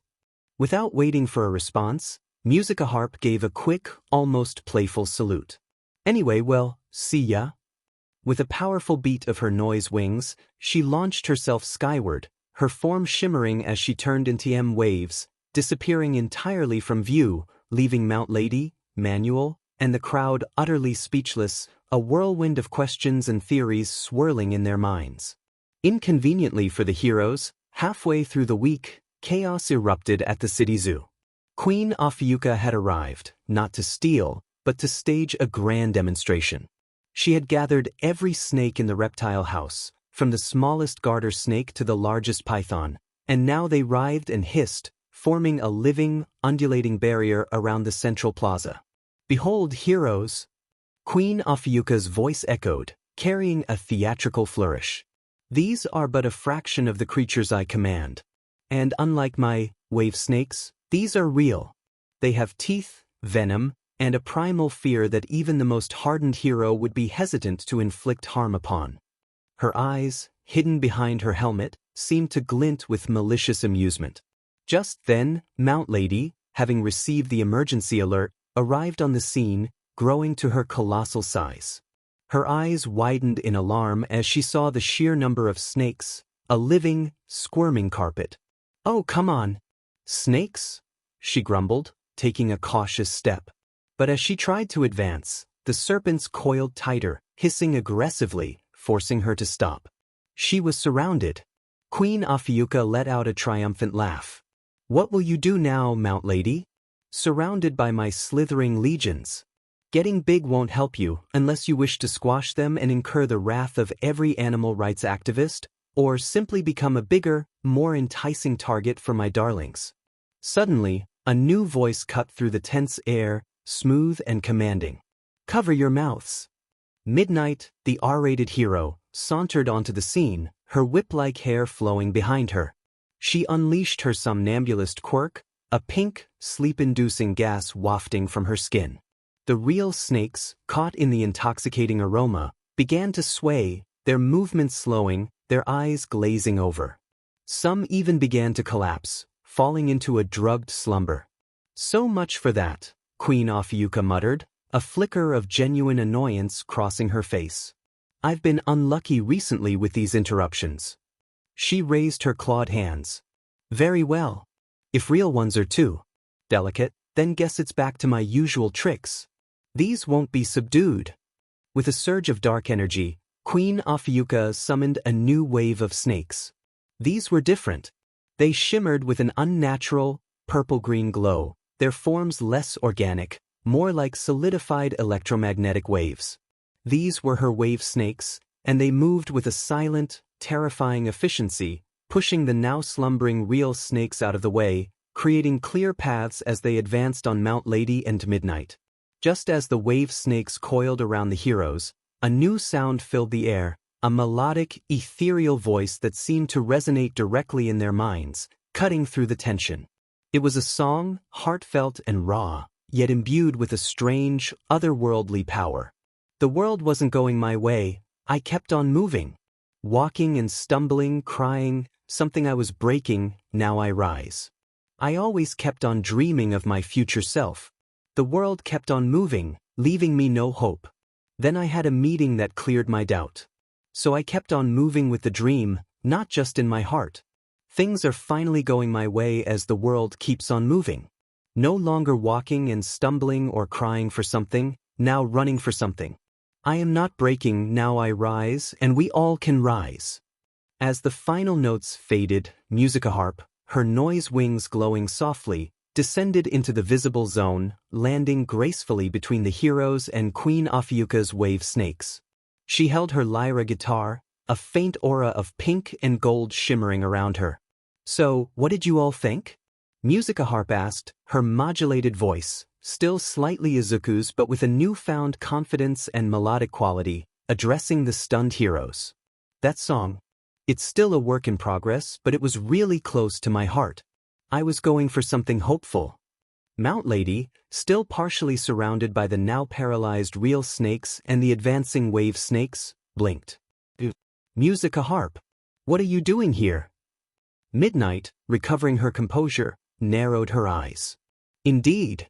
You seem to have a habit of appearing out of nowhere, songstress. Oh, just taking a stroll, practicing my singing in private, Musica-harp replied, feigning nonchalance, though her internal focus was entirely on the wave snakes. And then I heard some trouble. It looked like the heroes had it covered, but the situation has changed, it seems. She glanced pointedly at the advancing wave snakes. Queen Ophiucha let out a low, appreciative hum. Ah, Musica-harp. How delightful. I'm glad you're here. And that song. It was far better than the last one, I must admit. A true improvement. It almost makes me wonder if you want to make this more interesting. Musica-harp met her gaze, her visor still dark, hiding her expression. If this were a private affair, perhaps. But I'm trying not to look worse to the heroes, you see. Though I can't help but want to help when I see injustice. So, heroes, she turned to Mount Lady and Midnight, her voice clear and earnest, do you need assistance with these unsubduable serpents? She awaited their answer, ready to act. Mount Lady and Midnight exchanged a quick glance. The situation was indeed changing, and these wave snakes were clearly immune to Midnight's quirk. Despite the lingering questions about Musica-harp's methods and identity, her offer was timely. Yes, that would be fine, Musica-harp. Mount Lady boomed, her voice laced with a hint of desperation as the wave snakes coiled closer. These things are a real pain. Any assistance would be appreciated, songstress, Midnight added, her tone more measured, but with an underlying urgency. Understood. Musica-harp responded, a confident note in her modulated voice.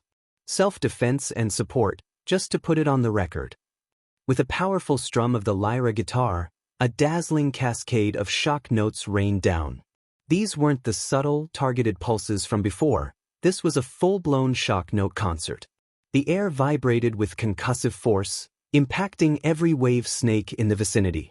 They froze, rigid and still, their glowing forms flickering as if struggling against the overwhelming sonic pressure.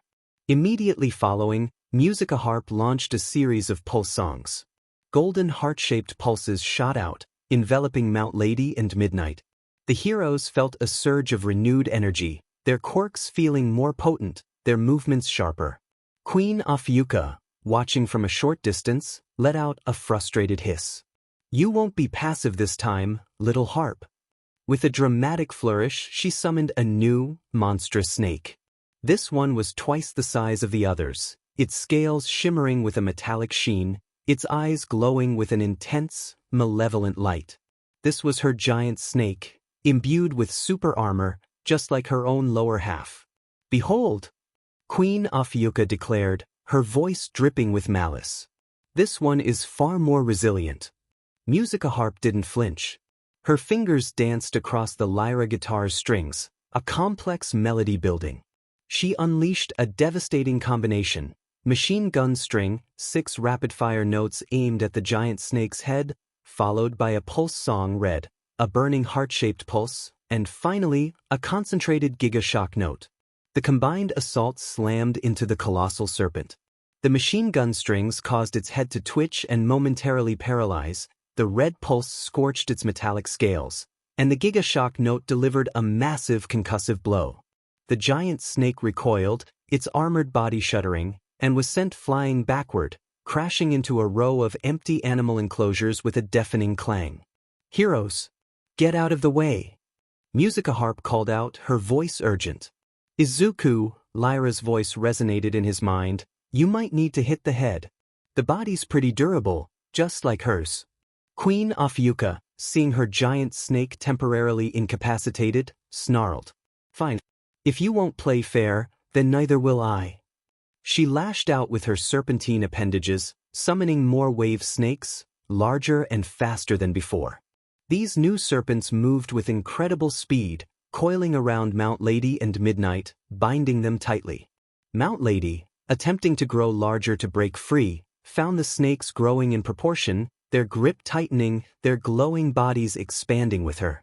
"Now, heroes," Queen Afyuka purred, her helmeted eyes glowing with that eerie green light. "Let's see how you fare against this." She unleashed her Gorgon Eye, a wide, sweeping laser beam that washed over the bound heroes, paralyzing them instantly. Mount Lady froze mid-growth, her massive form locked in place. Midnight, her eyes wide, became a statue. Musica Harp, hovering above on her noise wings, analyzed the situation. The heroes were incapacitated, and Afyuka's super armor made her incredibly difficult to damage. A direct, largest shock note plus pulse song combo would be powerful, but the range might be too wide, causing collateral damage to the zoo or even the already subdued real snakes. Izuku wasn't confident he could control the range of such a massive attack yet. "Lyra," Izuku thought, a desperate edge to his mental voice, "I don't think I can control that much power without hurting the zoo. What do we do?" "I have an idea, Izuku," Lyra's voice chimed, a new, determined resolve in her tone.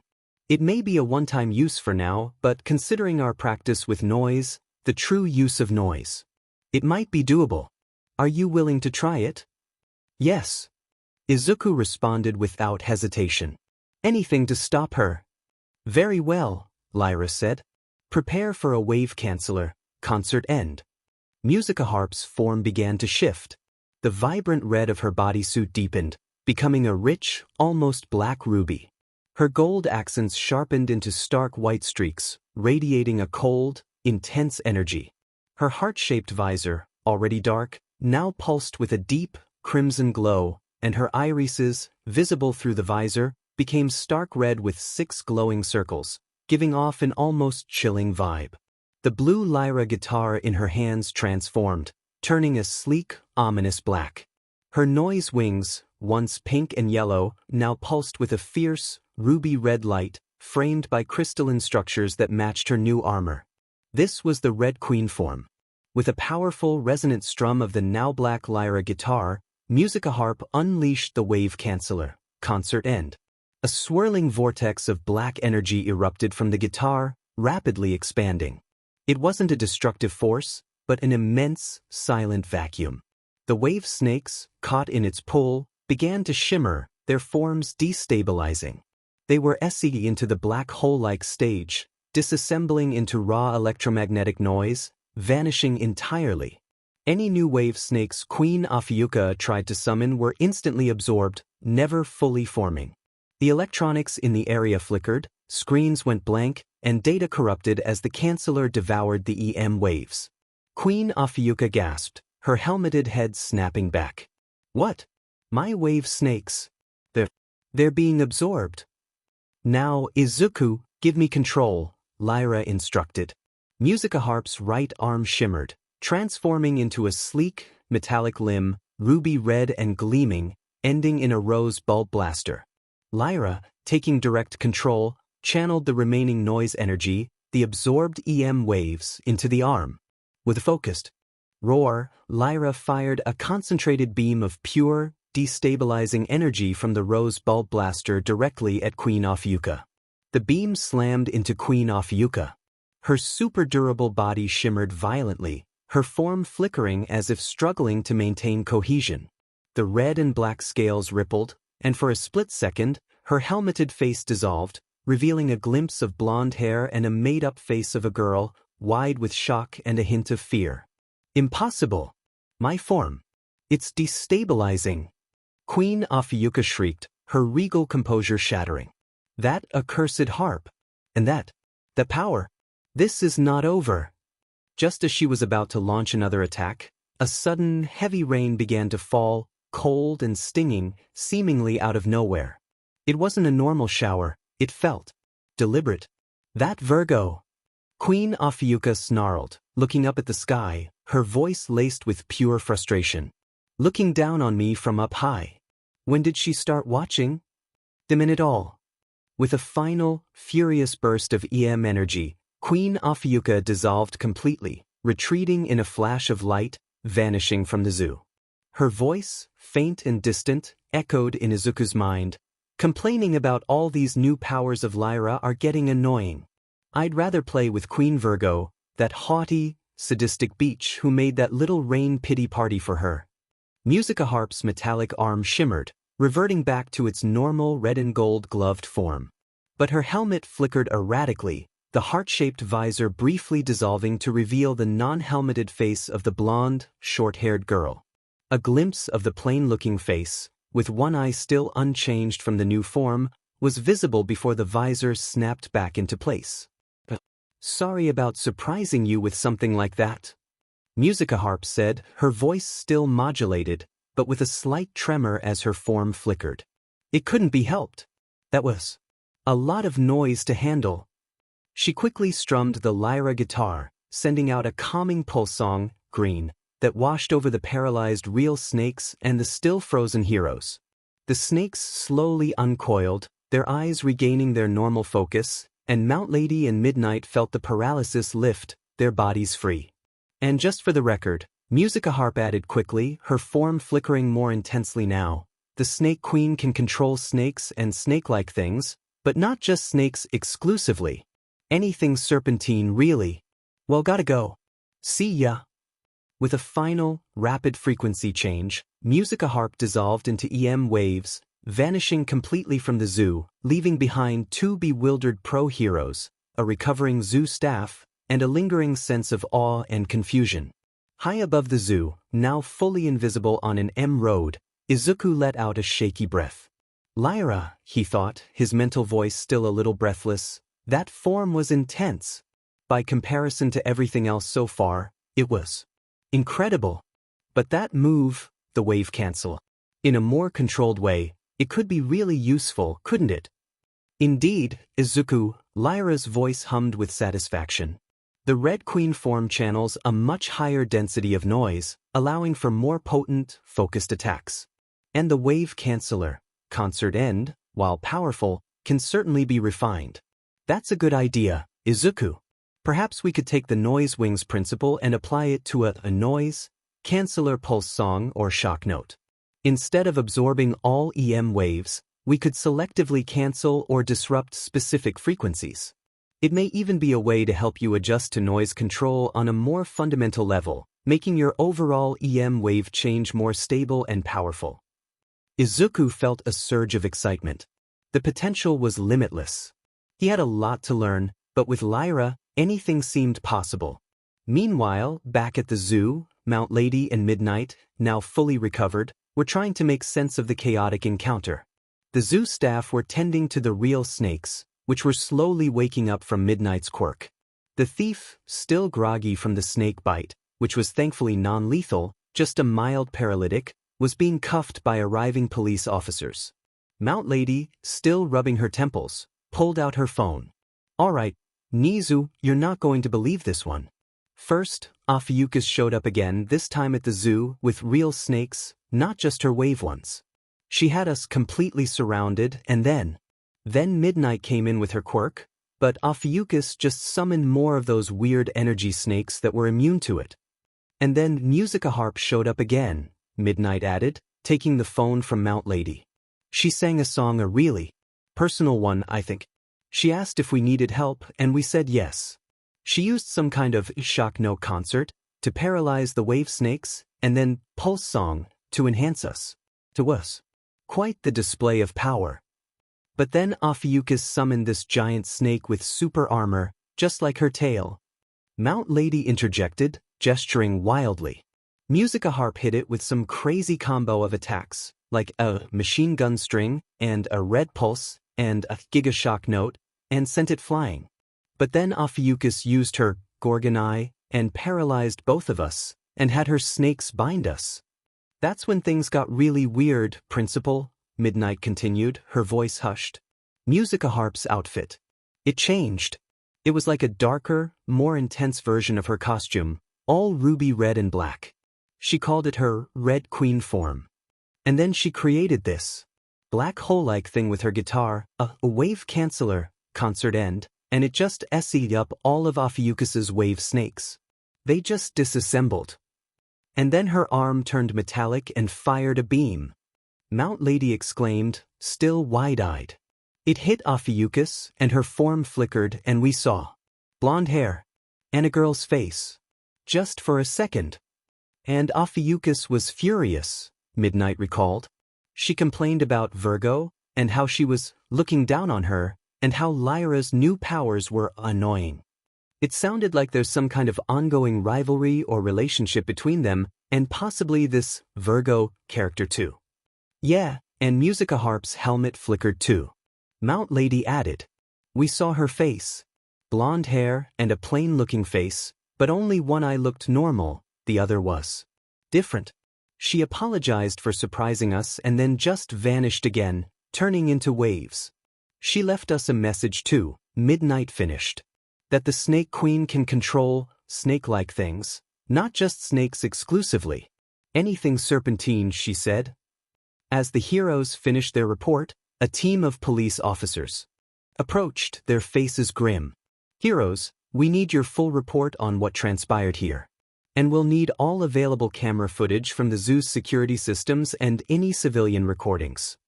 The zoo manager, looking distraught, stepped forward. Sir, we've checked the security cameras. All footage from the time of the incident is completely corrupted. It's just static and distorted images. And the same goes for any civilian phones that were recording. It's like a massive electromagnetic pulse hit them. At UA High, Principal Nizu sat in his office, replaying the audio recording of Mount Lady and Midnight's report. His beady eyes were narrowed in deep thought. The new information was staggering. So, the Musica Harp has a Red Queen form and a wave canceller, concert end, that can absorb EM waves and corrupt data. That explains the corrupted cameras. And Ophiuchus's form destabilized, revealing a human host. This confirms my hypothesis about their nature. They are not quirks, but something else entirely.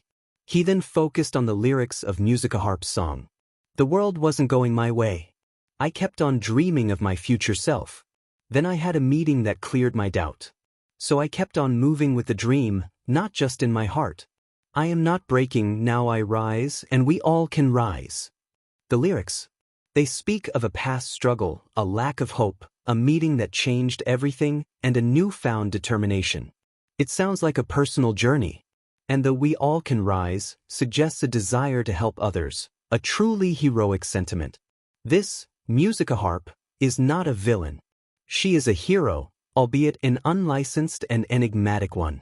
Nizu picked up his phone and sent a message to Aizawa. Nizu, Aizawa, new developments regarding our two-wave individuals. Call me when you have a moment. I believe our assessment needs a significant reevaluation. Also, I've been pondering the lyrics of Musica Harp's song. What are your thoughts on their potential meaning? He then sent another message to present Mike. Nizu, Yamada, I require your expert analysis. I've attached the audio of Musica Harp's recent song. What do you make of the lyrics? Any hidden meanings, or simply a reflection of her personal journey? Your insights into musical expression would be invaluable. This is becoming far more complex than a simple vigilante case, Nizu mused, a glint of intellectual excitement in his eyes. A new type of being, a hidden world of EM waves, and a potential rivalry that could have significant implications for our society. This is truly fascinating. Yuabami was leaving a high-rise building. She just finished a grueling photo shoot for a new line of hero merchandise, her snake-like hair meticulously styled. The city hummed around her, a stark contrast to the chaotic energy of the past few days. She sighed, looking forward to a quiet evening. Suddenly, a shimmering ripple appeared directly behind her. Before Iwabami could even register the anomaly, a thick, segmented tail, glowing faintly with a dark, purplish energy, lashed out and coiled around her, binding her arms and legs tightly. Well, Iwabami, Queen Afyuka's voice purred, her helmeted head appearing from the shimmering air, her form still slightly unstable, flickering at the edges. Her partner, Okanashi Kuwabi, face was revealed under as the fusion's unstable state flickered, looking equally fatigued. Fancy meeting you here. I had this whole elaborate plan to prank you with some particularly enthusiastic snakes, perhaps during a live interview, but honestly, not today. She let out a weary sigh. It's going to be a sick week. My energy levels are shot. I'm taking a break. Iwabami struggled against the surprisingly strong grip of the tail. Queen Afyuka, what do you want now? And what do you mean, sick week? Oh, just a general malaise brought on by excessive exertion and annoying interruptions, Afyuka replied dismissively, her eyes narrowing. And I also have to look for a certain water queen who looked down on me. She's going to pay for that little rain pity party. She gave Iwabami a final, tired squeeze with her tail. Consider yourself lucky, celebrity. You get a reprieve. For now. With a final, almost imperceptible shimmer, Queen Afyuka dissolved into thin air, leaving Iwabami freed and confused. Iwabami stared at the empty space where the villain had been, her jaw slack. She just vanished again. And what was that about a water queen? Her mind raced, trying to piece together the increasingly bizarre encounters. This wasn't just a villain, this was something entirely new. High above, on an invisible road, Izuku, in his musica-harp form, was also feeling the strain. The Red Queen transformation had drained Lyra significantly, and maintaining even the basic wave change was taking more effort than usual. He saw Queen Afyuka's signature flicker as she materialized, then vanish. She's unstable too, Lyra confirmed, her mental voice sounding a bit faint. That last battle took a lot out of her. It seems her sick week is quite literal. Iwabami, Izuku thought, seeing the hero struggling with the now solidified tail. He quickly descended, materializing directly in front of Iwabami, his noise wings glowing softly, but his entire form flickering slightly, betraying their shared exhaustion. Good afternoon, Iwabami-san. Musica-harp said, her modulated voice a little strained. Are you okay? That was quite the dramatic exit from Queen Afyuka. Iwabami blinked, startled by Musica-harp's sudden appearance. Musica-harp? You too? Yes, I'm fine, just a bit tied up, literally. But why did both you and Afyuka sound so tired? And you're flickering. Musica-harp gave a tired, almost rueful laugh. Ah, well, we fought again. At the zoo. To us. To Vince. Let's just say we're both pretty drained from it. I'm going MA for a while myself, to recover and recharge. Consider it a mutual, temporary truce. She gave a quick, almost imperceptible nod. Oh, and watch out, Iwabami-san. Afyukas can control snake-like things. If it looks like a snake, it counts. So like, your hair. As she said this, her helmet flickered more intensely, briefly revealing the plain, blonde-haired face under the helmet, his one eye still slightly glowing, before the visor snapped back into place. Iwabami's eyes widened, first at the warning, then at the fleeting glimpse of the face beneath the helmet. Her hair, her own quirk, her very identity, could be used against her? The thought sent a chill down her spine. Musica-harp, sensing her own forms. Instability, began to strum her lyra guitar, a soft, melancholic melody starting. Her voice, though tired, gained a hopeful quality as she began to sing, a quieter, more personal rendition of her song, almost as if singing to herself or to the fading light of the day. The world wasn't going my way, I kept on moving, walking and stumbling, crying, something I was breaking, now I rise. As her voice faded, so did her form. Musica-harp shimmered, turning into waves, and then was gone, leaving Iwabami alone on the street. Iwabumi stood there for a long second, processing. The vanishing axe, the shared exhaustion, the warning about her hair, the glimpse of a face, and the hauntingly personal song. This was beyond anything she'd encountered in her hero career. She immediately pulled out her phone, dialing Nizu's private line. "Principal Nizu, you are not going to believe what just happened."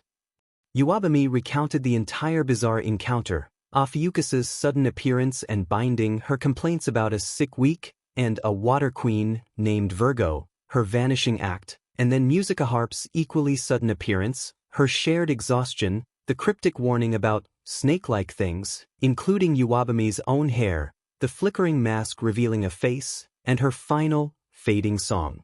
It's like they're connected, Principal. And they're both tired from something big. And this, Virgo, she mentioned. It sounds like another one of them. Nizu listened intently, his expression growing more thoughtful with each new detail. A sick week, for Ophiuchus, and Musica Harp also exhausted. This confirms the intensity of their previous confrontation at the zoo. And the mention of Virgo by Ophiuchus further strengthens the hypothesis of a larger, hidden population of people like them, the warning about Iwabumi's hair. Fascinating. It implies a broader scope to Ophiuchus's abilities than just biological snakes. Just then, Nizu's phone buzzed. It was Aizawa's reply. "Aizawa, Nizu, regarding Musica Harp's song lyrics.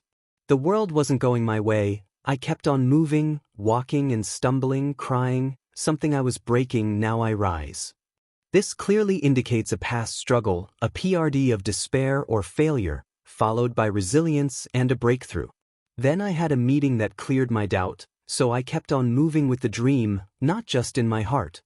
This meeting is crucial. It implies an external influence, someone or something that provided her with the means or motivation to pursue her dream of heroism.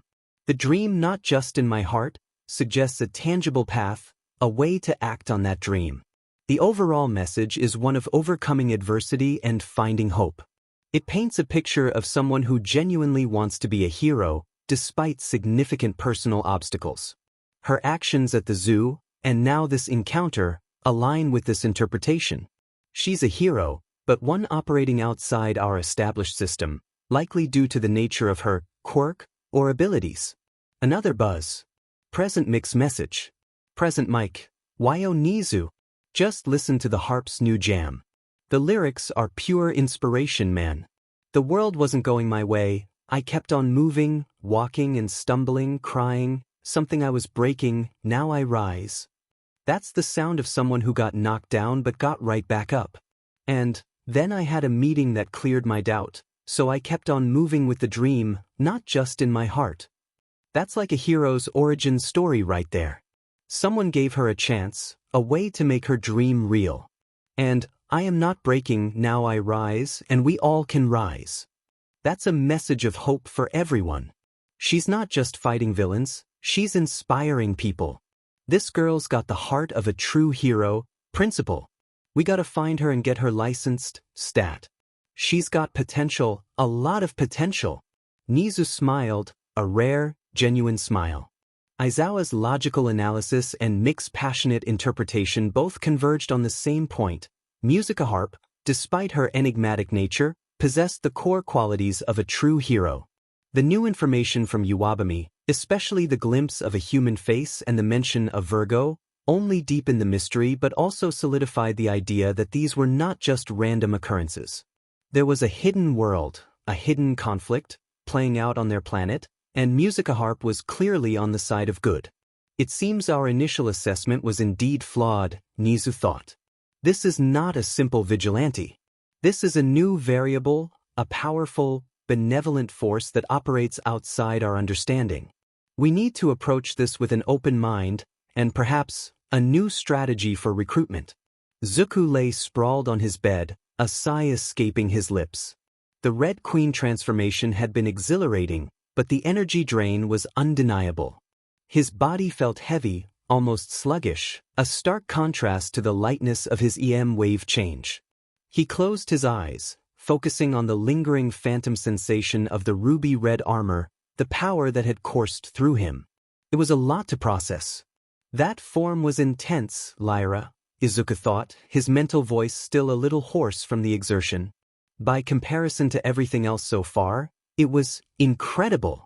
But that move, the wave canceller, in a more controlled way, it could be really useful, couldn't it? Indeed, Izuku, Lyra's voice hummed with satisfaction, a gentle, soothing melody in his mind. The Red Queen form channels a much higher density of noise, allowing for more potent, focused attacks. And the wave canceller, concert end, while powerful, can certainly be refined. That's a good idea, Izuku. Perhaps we could take the noise wings principle and apply it to a noise, canceller pulse song or shock note. Instead of absorbing all EM waves, we could selectively cancel or disrupt specific frequencies. It may even be a way to help you adjust to noise control on a more fundamental level, making your overall EM wave change more stable and powerful. Izuku felt a surge of excitement, pushing past his exhaustion. The potential was limitless. He had a lot to learn, but with Lyra, anything seemed possible. He sat up, grabbing his hero analysis notebook, his pen already poised. He began to hum, a new melody forming in his mind, a reflection of his recent experiences, his renewed determination. He started to write, the words flowing freely, a new rendition of his earlier song. He sang, his voice still a little rough, but filled with a raw, earnest emotion. I believed in my way the world wasn't going my way. I had to keep on moving, walking and stumbling, crying, something I was breaking. Now I rise. I always kept on dreaming of my future self, so I kept it in my mind. I was bad at giving up no matter the seemingly impossible challenge that rise. I'll keep moving on because I believe in my way. The world kept on moving, running and stumbling, hoping for something I am not breaking, 'cause I rise. Now the world keeps on going, no longer lacking hope because of that meeting that cleared all my doubts, so I kept on moving with the dream. Not just in my heart, things are finally going my way as the world keeps on moving, no longer walking and stumbling or crying for something, now running for something. No matter what I face against any kind of night, the sun will always rise because we're about to rise. We all can rise, and so will I. As the last note faded, Izuku let out a contented sigh. So, what do you think, Lyra? He asked, a hopeful note in his voice. I think it conveys my feelings and the feelings I want to share with others. It's more complete. I like the additions, Izuku, Lyra's voice chimed, a warm, approving resonance.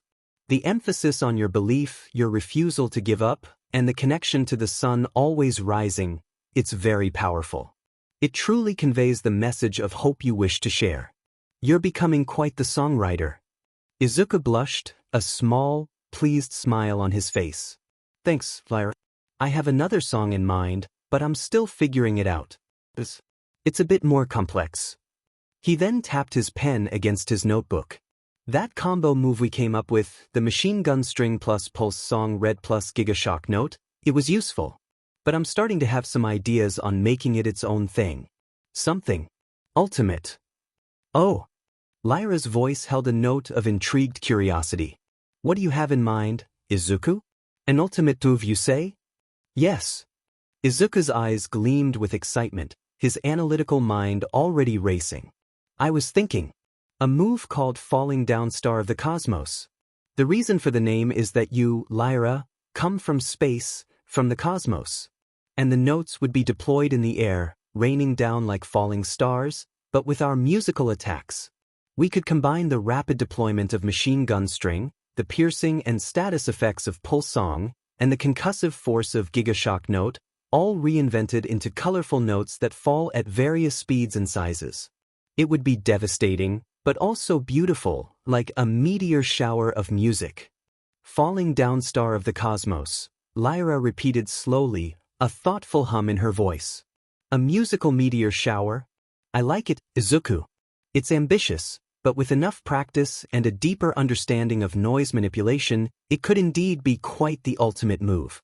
And the name, it has a certain poetic resonance. Izuku grinned, feeling a surge of creative energy. And I have an idea for a new hero name too. Something that reflects our origins and our new abilities, but also my civilian identity. He paused, then declared, Sonia Cosmos. How does that sound? Sonia Cosmos, Lyra mused. It has a ring to it. A good choice, Izuku. It sounds heroic. Elsewhere, in a dimly lit, almost sterile chamber, a mysterious female figure stood before a shimmering, ethereal entity. The woman, Otamiza Aoihoshi, was strikingly beautiful with long, flowing silver hair and piercing, indifferent eyes. Her expression was one of cool apathy, a faint, almost imperceptible smirk playing on her lips. The entity beside her, Virgo, shimmered with a cold, crystalline light, its form reminiscent of a celestial being, its presence radiating a cruel, haughty power. So, the little songstress and the Snake Queen put on quite the show at the zoo, didn't they, Virgo? Otamiza Aoihoshi drawled, her voice smooth and laced with sarcasm, a hint of boredom in her tone. Such a chaotic display. All those pathetic clowns scrambling. Truly, a sight to behold. Virgo's crystalline form pulsed, and a voice, cold and sharp as ice, resonated in the chamber. Indeed, Otamiza. Though I must admit I was surprised. The extent of Lyra's new abilities.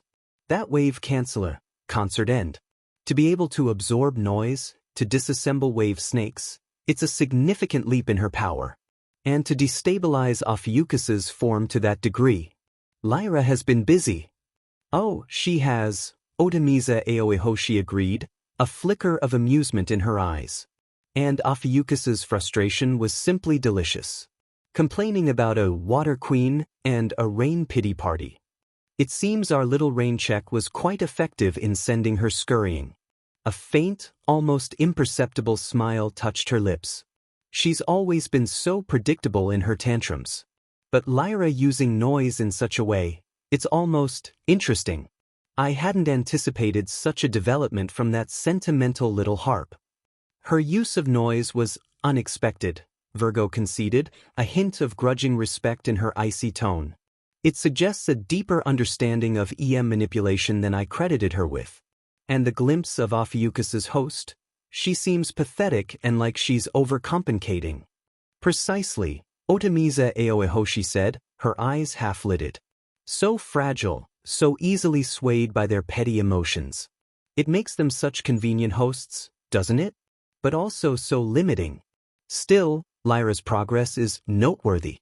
Perhaps the next encounter will be more entertaining. I do grow tired of these mundane displays. She stretched languidly. We shall await the opportune moment, Virgo. Let them exhaust themselves further. The true show has yet to begin. The next day at the zoo, the lingering scent of ozone and something faintly metallic hung in the air. Law enforcement swarmed the area, their faces grim. Detectives in trench coats moved through the enclosures, taking notes, interviewing staff, and examining the damaged animal enclosures. The real snakes, still recovering from midnight's quirk, were being gently coaxed back into their habitats by weary zookeepers. Any luck with the security footage, detective? A uniformed officer asked, looking at a technician poring over a laptop. The technician sighed, running a hand through his hair, his brow furrowed in frustration. Negative, Sergeant. It's completely unrecoverable. Every single camera feed, every digital recording device within a quarter-mile radius, is corrupted. It's just static and distorted images, like a massive electromagnetic pulse just wiped them clean, or scrambled the data beyond repair.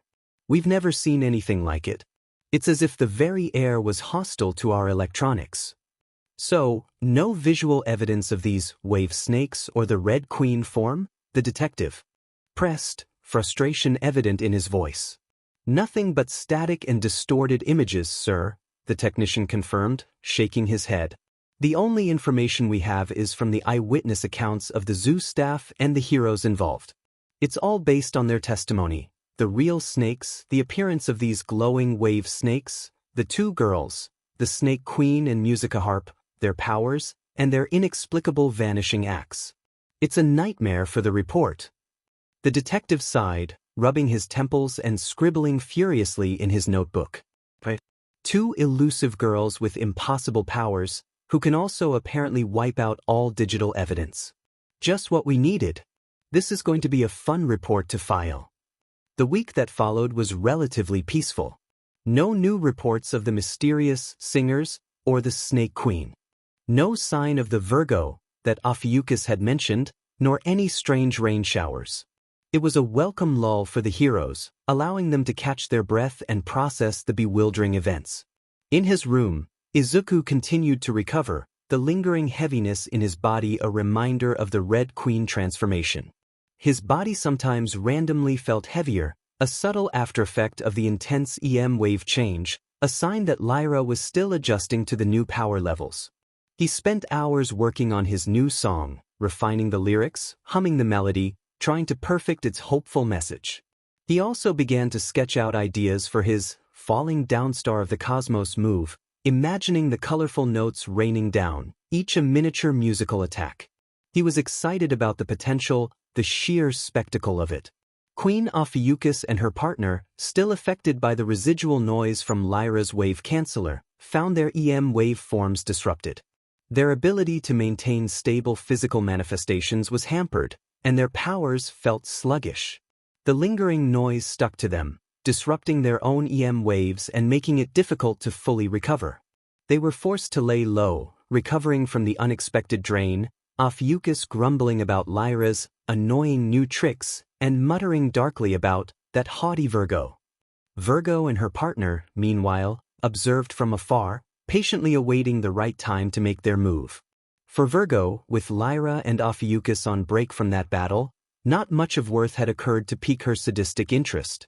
The temporary lull was merely a pause in the grand performance she anticipated. One evening, in a secluded private booth at a quiet, upscale restaurant, Mount Lady, Midnight, and Uwabami gathered. Manuel, having been called away for another agency matter, was absent. The soft lighting and hushed murmurs of other diners provided a stark contrast to the chaos they usually faced. They had just finished a long day of hero work, and the conversation naturally drifted from their daily patrols to the more pressing and, frankly, baffling events of the past week. Ugh, another villain who thought they could get away with robbing a convenience store by turning into a giant blob of goo, Mount Lady grumbled, taking a large bite of her steak. Seriously, do they ever get creative anymore? Some of them do, dear, Midnight purred, swirling her wine. Just look at our two new acquaintances. They certainly keep things interesting. Uwabami nodded, her expression thoughtful. Speaking of which, I still can't wrap my head around what I heard happened at the zoo and on the street. It's like they're from another world entirely. Yeah, I get it, Mount Lady said, lowering her voice slightly. Especially with Musica Harp new form and that black hole guitar move? It just erased Ophiuchus's wave snakes. Like they were never there. And then that beam she fired at Ophiuchus, Midnight added, her eyes narrowed in thought. It destabilized her form, revealing a normal if not overly made-up girl. And Musica Harp's helmet flickered too. We saw a face. Blonde hair, a plain face, but one eye was still glowing or something. It's the inconsistency that's so unsettling, Uwabami mused. One moment they're like these powerful, almost ethereal beings, and the next they're human. And they both seemed so exhausted after their fight. It's like their powers have a very real cost. Ophiuchus even complained about a sick week when she briefly bound me on the street. And the dynamic between them, Mount Lady said, leaning forward. Ophiuchus is clearly annoyed by Musica Harp, but there's almost a playful edge to it, isn't there? Like a sibling rivalry, but with world-ending stakes. A friendly hostile mix dynamic, as Nizu would put it, Midnight chuckled. Ophiuchus calls Musica Harp Little Songbird and Little Harp, and Musica Harp calls her Snake Queen. It's almost familiar, as if they've known each other for a long time, and this isn't their first dance. And Ophiuchus mentioned a water queen named Virgo. Uwabami recalled, a shiver running down her spine. She sounded absolutely furious at her, blaming her for the rain. Could there be a third one of them? And Musica Harp's warning to me about my hair. She said Ophiuchus can control snake-like things, not just snakes exclusively. Anything serpentine, she said. That's terrifying. My own quirk could be used against me. The next week dawned with a crisp, clear sky, a stark contrast to the swirling chaos that often accompanied hero work. High above the city, the air currents hummed with the familiar, effortless flight of hawks, his massive crimson wings slicing through the wind. He was in pursuit, a blur of red feathers against the urban landscape, chasing a villain whose quirk allowed for incredible bursts of speed. The villain, a stocky individual with a perpetually shifty gaze, dodged and weaved through the narrow alleys, his movements erratic and unpredictable. "All right, Slowpoke, time to give up," Hawks called out, a playful challenge in his voice, as he tried to cut off the villain's escape route. He swooped down, a feather already detached and aimed, but just as he committed to his trajectory, a strange sensation washed over him. It was subtle, almost imperceptible, but his speed, his momentum, suddenly faltered. He felt a brief, inexplicable drag, as if the air itself had thickened around him. He compensated quickly, but the villain gained precious meters. "Didn't see that coming, did ya, hero?" the villain cackled, glancing over his shoulder. "My quirk, predictive slowdown. If you don't move like I predict you will, you lose speed for a few seconds. Simple but effective." Hawks narrowed his eyes. A simple quirk, yet potent. It forced him to constantly second-guess his agile movements, making every aerial maneuver a gamble. He tried another approach, a feint to the left, then a sharp turn to the right, but again, that subtle, frustrating slowdown hit him. The villain was surprisingly adept at anticipating his actions. Suddenly, a shimmering, almost blinding light erupted in the sky. It wasn't the sun, but something far more intense, radiating a pure, ethereal white. It descended rapidly, a graceful, almost regal figure materializing within its glow. Her form was striking, a royal combat woman, her body encased in an ornate, layered armor dress. The dress was a symphony of blue metallic plates and shimmering crystal plates, extending to the floor, reinforced by two large crimson shield plates at her sides. A hexagon diamond gleamed at the center of her belt. Her upper body was less protected, a white plate with a V-shaped neckline, and her hands were covered in crimson plates extending to her wrists. A cylindrical crown, adorned with steel spikes shaped like a trident, sat upon her head, making her appear even taller. She carried a white staff, topped with crystal and diamond, which seemed to hum with a quiet power. This was Queen Virgo. How utterly pedestrian, a voice cool and haughty, resonated through the air, carrying a distinct tone of apathy and boredom. It was Queen Virgo, her gaze fixed on the struggling villain. To rely on such a crude manipulation of momentum, and to attempt it on me. Before the villain could react, Queen Virgo raised her staff. The crystal at its tip flared, and a wave of pure, white light, blindingly fast, shot out. It wasn't a beam, but a sudden, all-encompassing flash that hit the villain squarely. This was her saint's holy light. The villain stumbled, his eyes wide and unfocused, his movements becoming jerky and uncoordinated. He was hit before he could even register the attack. Immediately following, Queen Virgo lowered her staff slightly. The clear sky above them darkened momentarily, and then, from seemingly nowhere, a concentrated downpour began.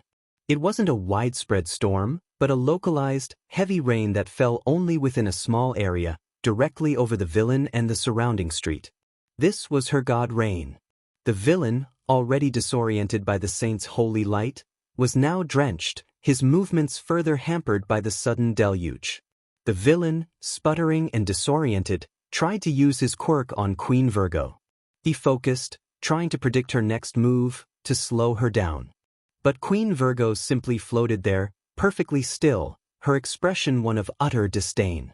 His quirk, designed to exploit movement, found no purchase on her unmoving form. The attempt was futile. "You dare!" Queen Virgo's voice, now laced with a cruel edge, cut through the rain. "You dare attempt to impede my speed with such a pitiful trick? How insulting!" With a flick of her staff, a shimmering, almost invisible stream of water erupted, coalescing into the form of a majestic, serpentine dragon. This was her hydro dragon. It moved with silent, incredible speed, wrapping around the villain before he could even scream, trapping him instantly within a perfectly spherical, transparent bubble of water. The water was so dense, so clear, that it was impossible to see through, completely encasing the villain. He struggled, a muffled cry escaping the bubble, but he was utterly contained. Hawks, who had been watching the entire display with wide-eyed astonishment, finally swooped down, landing gracefully beside Queen Virgo. He turned to the regal figure, a mixture of awe and professional curiosity on his face. "Alright, that was quite the entrance and quite the assist," Hawks said, a wry smile playing on his lips. "Thanks for the help. You really cleaned up that mess. I'm Hawks, by the way. And you are." Queen Virgo turned her head slightly, her gaze, though hidden by her crown, seemed to pierce him.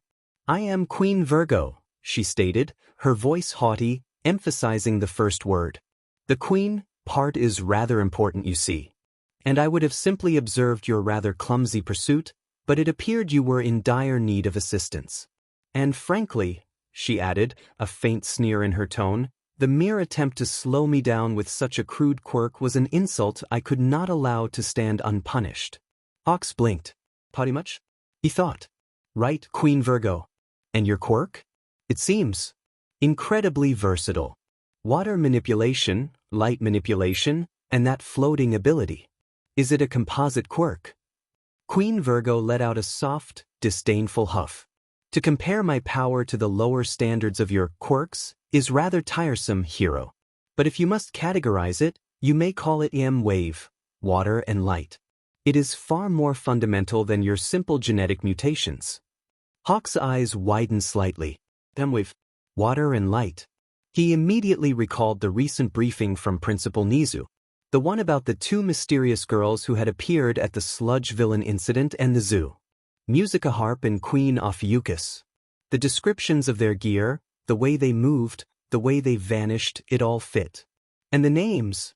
Queen Ophiuchus had mentioned a Virgo, who made it rain. Wave. Hawks began, a sudden realization dawning on him. Do you happen to know Musica Harp and Queen Ophiuchus? The ones with the wave, sound and wave, snake. Queen Virgo's head tilted, a faint, almost imperceptible smirk touching her lips. The ones who have wave, sound and wave, snake? Why yes, in a way. I know them quite well. But do not compare me to those two. They are rather unrefined in their methods. I still have to give Musica Harp my thoughts on her rather sentimental song at the zoo, and I fully intend to throw Ophiuchus, the one merely calling herself a queen, another delightful rain pity party. She truly despises it, you see. So amusing."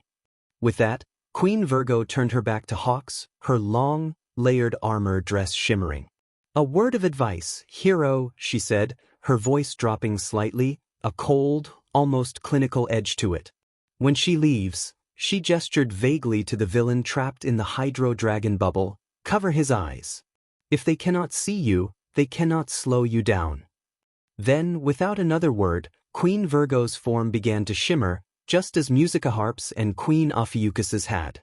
She changed her frequency, becoming completely invisible to the human eye, and then, with a silent, graceful ascent, she vanished into the clear sky, leaving no trace behind but the lingering scent of fresh rain and a profound sense of bewilderment. Hawks stood there, his jaw slightly agape, staring at the empty space where Queen Virgo had been. Cover his eyes. If they can't see you, they can't slow you down. His mind raced, connecting the dots. The predictive slowdown quirk wasn't about movement prediction, but visual prediction. If the villain couldn't see his target's movement, he couldn't predict it, and therefore couldn't activate his quirk. It was a simple, yet brilliant, piece of tactical advice. He looked down at the bubbled villain, then back up at the empty sky. Another one. A third wave user. And she's a queen too. And they all know each other, and apparently have some kind of ongoing drama. Hawks pulled out his phone, his fingers already dialing Nizu's private line. "Principal Nizu," he began, his voice a mixture of awe, exhaustion, and a hint of suppressed excitement. "You're not going to believe this. I just had an encounter with a third one, Queen Virgo, and she confirmed everything. They're all connected. And she has some very strong opinions about the other two. This was going to be a long report. His right arm shimmered, transforming into the Lyra Noise arm, an armored limb of sleek, metallic blue with sharp, almost claw-like fingers. He extended it towards a particularly stubborn pile of old refrigerators and rusted car parts. A low hum emanated from the arm, a barely perceptible vibration in the air. The trash, as if caught in an invisible current, began to lift, defying gravity. All right, Lyra, Izuku thought, his brow furrowed in concentration. Let's try to compress this without making anything explode this time. Remember, Izuku, Lyra's voice resonated in his mind, a calm, guiding presence. Focus on the frequency.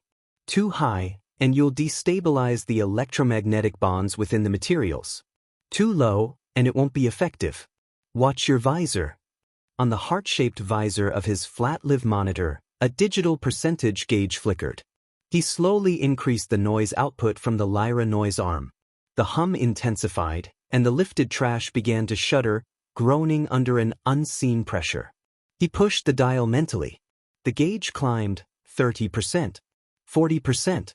At 50%, the trash pile compressed significantly, shrinking into a dense, compacted cube of metal and plastic. It was a clean, efficient compression, leaving no residue. He released the pressure, then targeted another pile, this one mostly old electronics. He pushed the noise level higher, aiming for more dramatic results. The gauge climbed past 50%, 70%, 90%. At 100%, a sudden, sharp crackle filled the air. A discarded television set at the top of the pile sparked violently, then burst into a shower of plastic shrapnel and acrid smoke. A few other electronic components nearby fizzed and popped, their internal circuits overloading. The rest of the trash compressed, but with a noticeable, violent shudder. Whoa! Izuku thought, pulling back his arm. That was 100%. So, 50% is clean compression, and 100% causes explosions in electronics. What about 200%? He eyed a particularly large, rusted washing machine, a mischievous glint in his eye. I wouldn't advise it for now, Izuku, Lyra chimed in, a note of caution in her voice. At 200% and beyond, the noise output becomes extremely destabilizing. For electromagnetic constructs, it would cause immediate, catastrophic overload and radiation.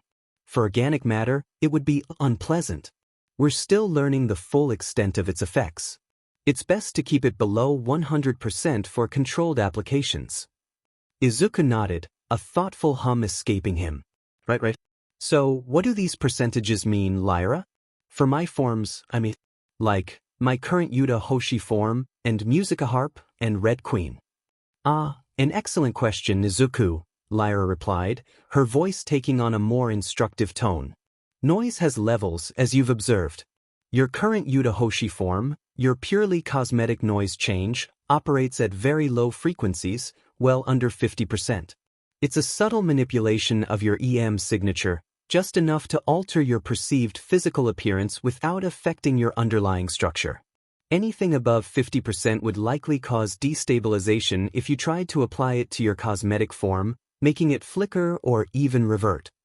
Musica Harp, your hero form, with its functional noise wings and the various pulsongs and shock notes, operates above 50%, Lyra continued.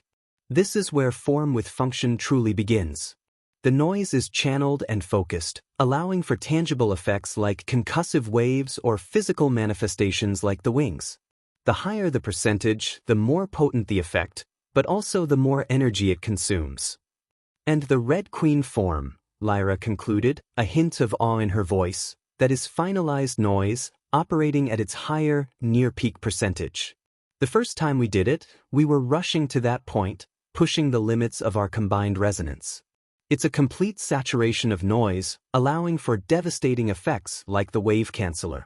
It's incredibly powerful, but also incredibly draining as you've experienced.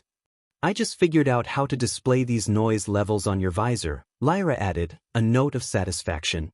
It will give you a clearer understanding of your output and help you refine your control.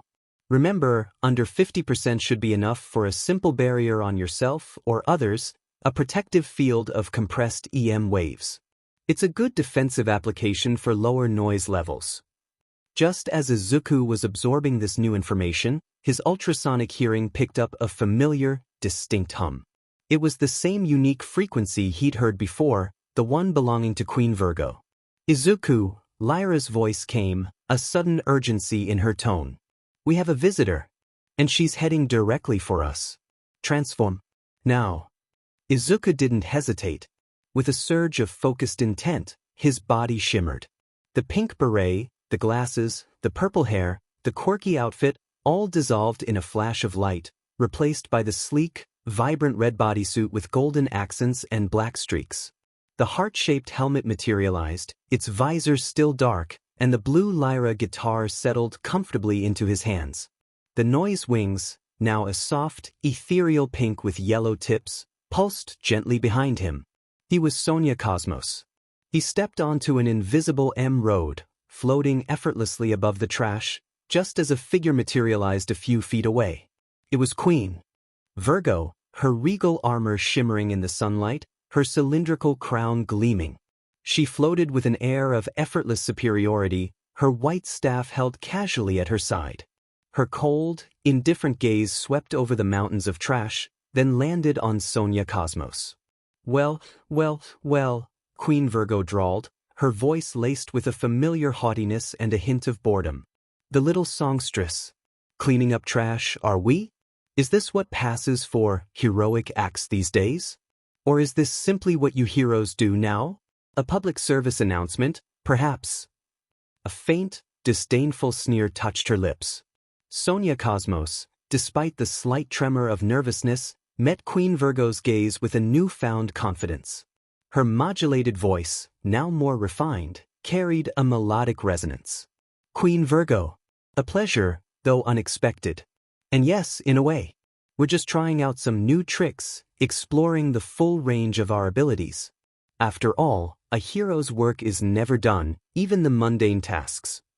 She gestured vaguely to the Lyra noise arm, which still bore the faint shimmer of recent use. Queen Virgo's eyes, hidden behind her crown, seemed to narrow. New tricks, you say? And does that arm of yours, the one that seems to hum with a rather unpleasant frequency, constitute one of these new tricks? Her tone was critical, almost dismissive.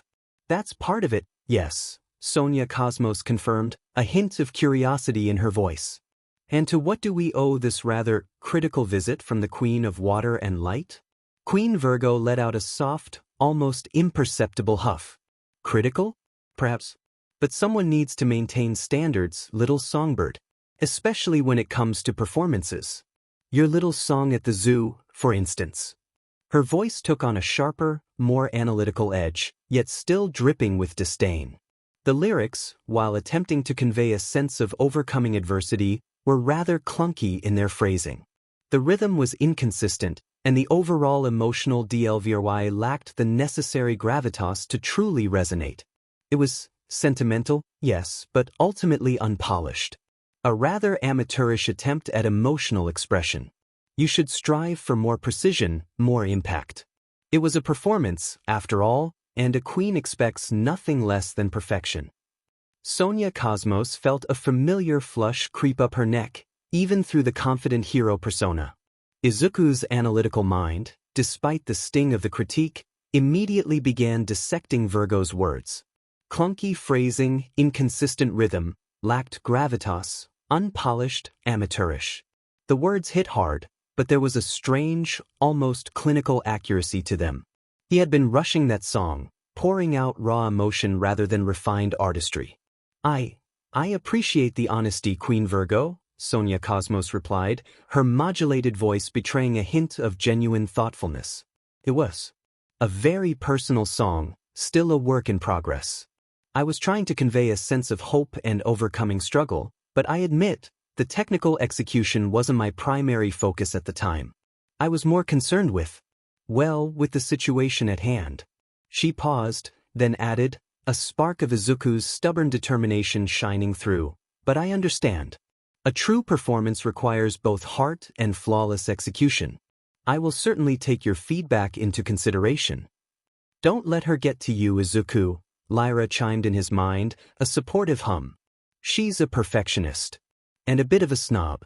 Your song had heart, and that's what truly matters. Queen Virgo's gaze, still fixed on Sonia Cosmos, seemed to intensify, as if probing for weakness. Sentimental indeed, she scoffed, dismissing Lyra's internal defense, which she likely perceived as Sonia's own thoughts. Such raw emotion is inefficient. Precision is paramount. But I suppose a fledgling like yourself has much to learn. She then shifted her weight slightly, her staff tapping the invisible M-road with a faint, crystalline chime. However, my visit was not solely for the purpose of a musical critique, as entertaining as it was to witness your flustered reaction. A faint, almost imperceptible ripple passed through the air behind Queen Virgo. Sonia Cosmos's ultrasonic hearing immediately picked up a subtle shift in EM signatures. Another presence. I have observed your recent activities, Queen Virgo continued, her voice now carrying a hint of veiled purpose. Your burgeoning control over noise, your ability to absorb and disrupt EM waves. It is unexpected from one of Lyra's rather limited capabilities. It seems you have a unique aptitude for this particular aspect of our power. Her eyes seemed to gleam with a cold, calculating light. And I have a proposition for you, little songbird. The demonstration, perhaps. A chance to truly elevate your performance beyond mere trash disposal and clumsy heroics. Moving on to her next agenda, Queen Virgo, having found Sonia Cosmos first, decided to test her. She had originally intended to go after Queen Ophiuchus, but Sonia Cosmos was on her list too. Suddenly, a shimmering, translucent projection of Lyra herself appeared beside Sonia Cosmos, hovering in the air. This was Lyra's true EM form, separate from the guitar.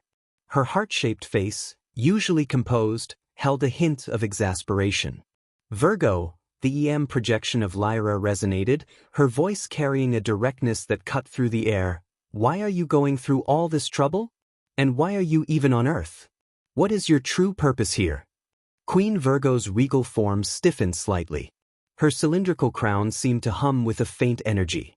Then her eyes, hidden behind the crown, seemed to glow with an intense, cold light. The very air around her shifted, becoming heavier, more imposing. It was clear that Virgo, the Fmean entity, had taken full control of her human host in their wave change, Otamiza Aoehoshi. The cool apathy in Otamiza's expression hardened into a chilling, almost divine indifference. My purpose, Lyra?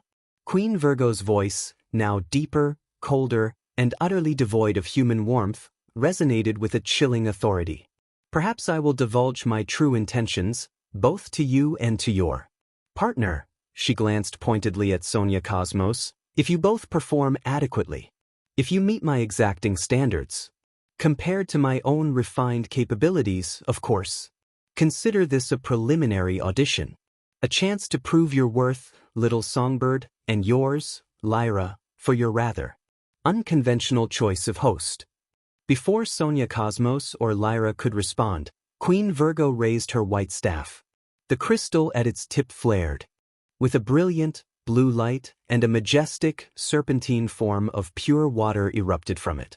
The hydro dragon surged forward, its eyes glowing with an ethereal light, its form fluid and powerful. It moved with silent, terrifying speed, aiming directly for Sonia Cosmos. Don't hit it, Izuku. Lyra's mental warning was immediate and urgent. It's a trap.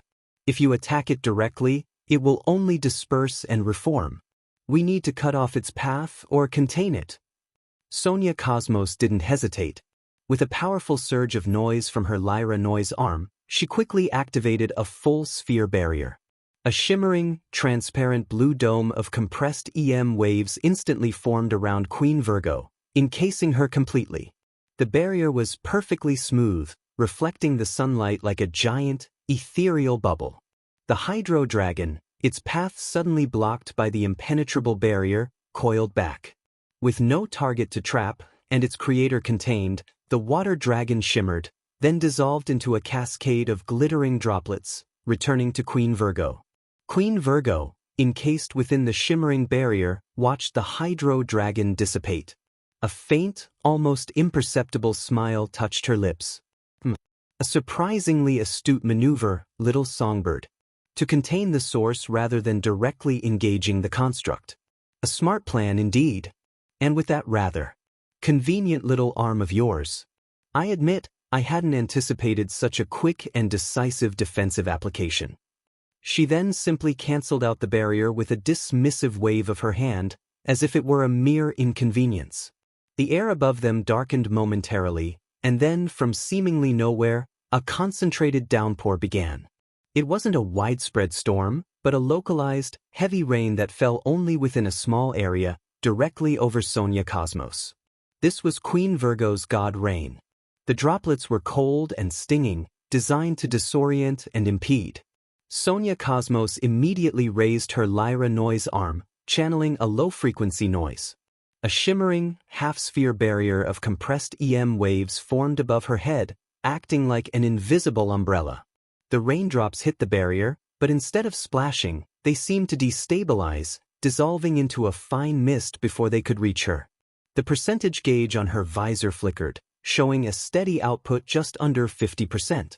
Queen Virgo watched, her head tilted slightly, a hint of mild entertainment in her usually indifferent eyes. Oh, a localized destabilization. Resourceful. You learn quickly, little songbird. Very well, she conceded, a rare hint of condescension softening into something akin to mild curiosity. You asked my purpose. I am here to have fun. This world, with its quirks, and its heroes, and its constant, chaotic displays of power. It is a fascinating spectacle. A delightful diversion. Many of the planets I have visited lacked such vibrant entertainment. I seek only amusement, and perhaps, a challenge worthy of my abilities.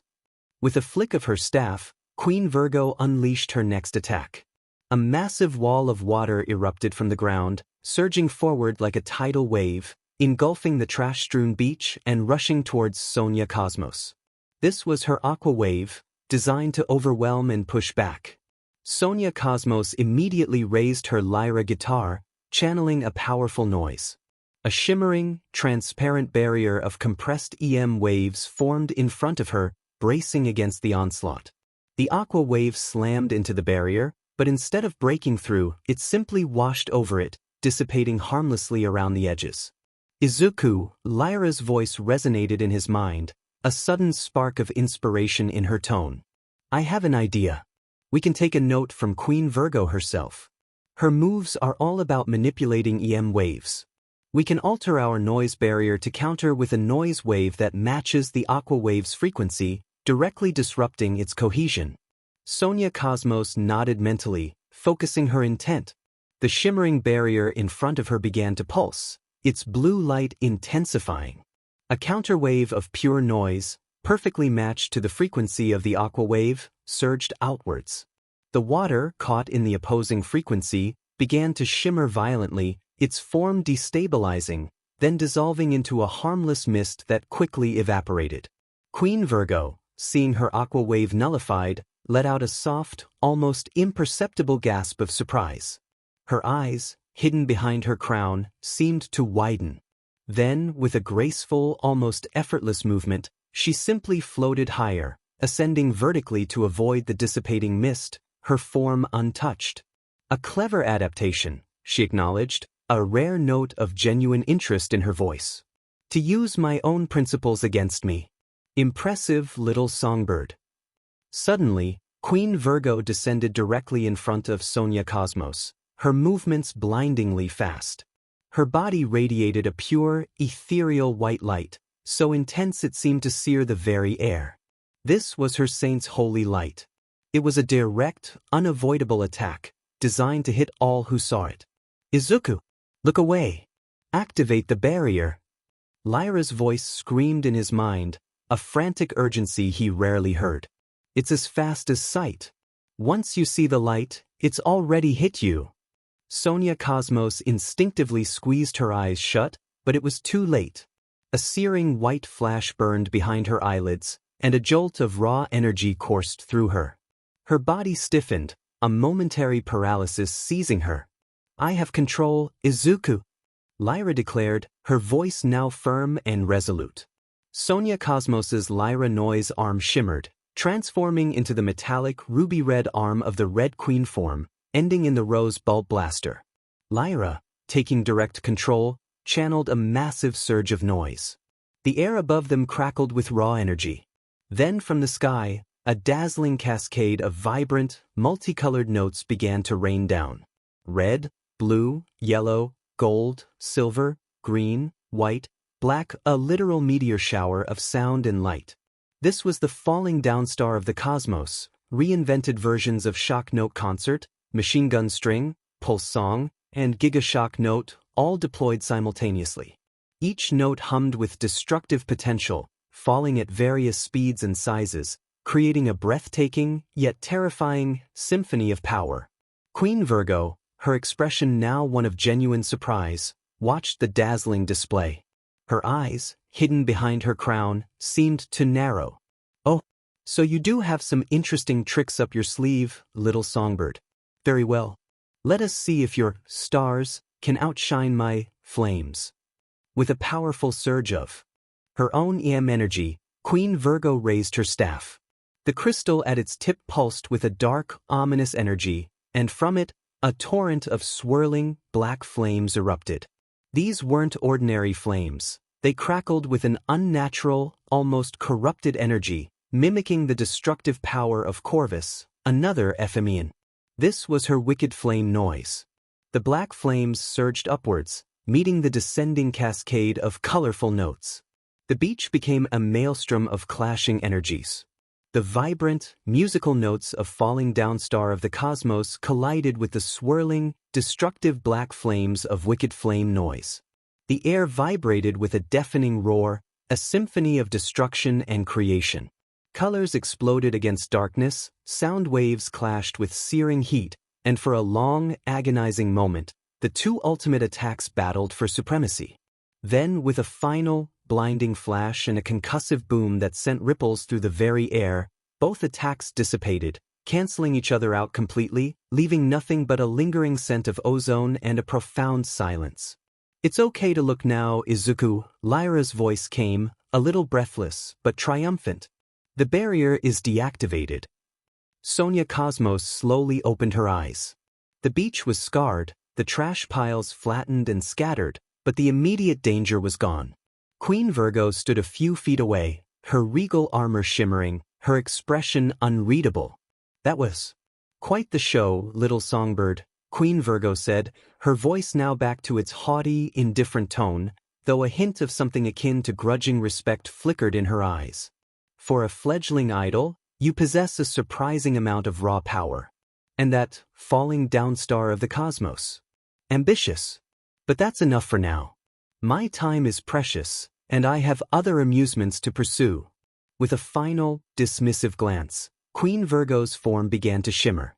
She dissolved into a ripple of electromagnetic waves, her regal armor and staff vanishing with her, leaving no trace behind but the lingering sense of her formidable presence. Sonia Cosmos watched her go, a shaky breath escaping her. The adrenaline began to recede, leaving her feeling profoundly drained. She looked at the decimated beach, then at her Lyra Noise arm, which still pulsed faintly with residual energy. "That was intense, Lyra," Izuku thought, his mental voice tired but filled with a sense of awe. The Red Queen form, the falling down star, it was incredible. We really held our own against her. "Indeed, Izuku," Lyra's voice hummed, a note of shared exhaustion and pride. "You performed admirably. And we certainly gave her something to think about." That noise arm in particular proved its versatility. The barrier applications, the compression, and even channeling the falling down star, it's a powerful tool. Sonia Cosmos stepped off the invisible M road, her form shimmering as she reverted. The red bodysuit, the helmet, the noise wings, all dissolved, replaced by the bright pink beret, oversized glasses, and quirky outfit of Yuta Hoshi. The Lyra Noise arm retracted, transforming back into the familiar blue lyra guitar, which settled gently into her hands. "I think that's enough for today, Lyra," Izuku murmured aloud, his voice now his own, a little hoarse. He looked at the guitar, then at the scattered trash. "At least we have some practical applications for the arm now. And a lot to think about." He sighed, a tired but contented smile on his face. Cleaning up this beach is going to be a lot easier now, too.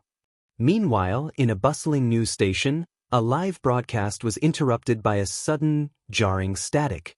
The screen flickered, then resolved to show Queen Ophiuchus, her helmeted head held high, radiating a newfound, almost theatrical confidence.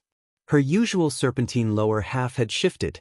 It was now a smaller, more refined snake-like base, from which emerged long, metallic legs ending in elegant heels. She sat poised on her tail, a subtle, predatory grace in her posture. "Hello, little hatchlings, snakelets, and neonates," Queen Ophiuchus purred, her voice amplified and distorted, echoing through the airwaves. "I, Queen Ophiuchus, want to make an announcement to two particular people who know who they are. I have some new tricks just for you too, especially for you, Rain Queen." She gave a playful, yet menacing, wink to the camera, a clear tease aimed at Queen Virgo. "Thank you for your time, dear news station." With a final, dismissive wave, she shimmered and vanished, leaving the bewildered news anchors staring at an empty set. Miles away, in his agency office, Hawks leaned back in his chair, a half-eaten chicken skewer in hand. He was meticulously going over his report on the recent EM-wave encounters, double-checking every detail, every observation. The sheer strangeness of it all still baffled him. A nearby television, tuned to a background channel, was playing a Uwabami commercial, a dazzling display of her snake-like hair being styled into various heroic poses, promoting a new line of hair products. Hawks was about to resume his double-check when a sudden voiceover cut through the commercial's upbeat jingle. It was Queen Ophiuchus, her voice dripping with theatricality. "I know you snakelets like a backstory to your heroes, so while I'm not one, I'll give you half my own. Be thankful, hatchlings." Hawks paused, his skewer halfway to his mouth. His sharp, intelligent eyes immediately fixed on the television. "A backstory? From her? This is unexpected." He held off his double-check, leaning forward, intrigued. "So, there once was a girl who was looked down upon," Ophiuchus's voice continued, a hint of vulnerability, quickly replaced by a steely resolve. "But once she developed her charming quirkiness, she was treated like she was worth something. But others belittled her for something she couldn't control, so she embraced it as a sworn beauty alone. Thus, she desired to humble those people who relied on beauty. And then someone came to help and offer some assistance, turning a hatchling snakelet into a slithering queen."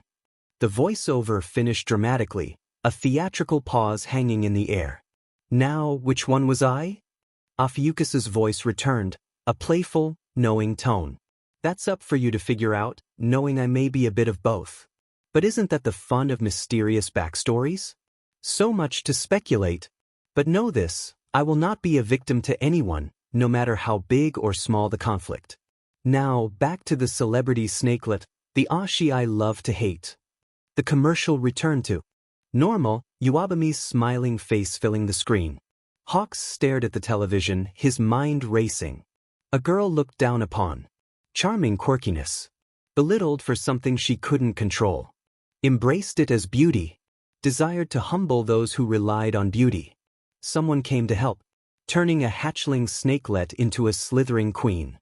He replayed the words in his head, connecting them to Ophiuchus's personality, her actions. A self-made villain, perhaps? Or someone who was pushed to villainy by societal judgment. And the slithering queen. A new persona, a new level of power, perhaps? The last part, "I will not be a victim to anyone," resonated with a fierce independence. She's not just a chaotic force, she has a clear motivation, a past that shaped her. He then focused on the final jab, the celebrity snakelet, the Ashi I love to hate. Uwabami. She truly has a personal vendetta against her. This was more complex than he'd initially thought. Meanwhile, Iwabami, still at the upscale restaurant with Mount Lady and Midnight, had also seen the commercial. Her eyes, usually wide and expressive, were now narrowed in a mixture of confusion, annoyance, and a flicker of something akin to grudging understanding. Did you just hear that? Iwabami stammered, pointing a trembling finger at the television. She just gave her backstory. On my own commercial.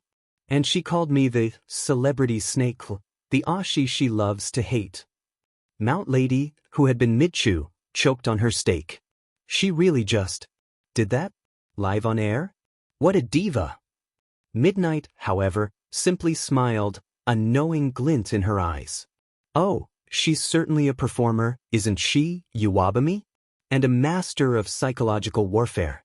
Giving you a backstory, and then leaving it open to interpretation.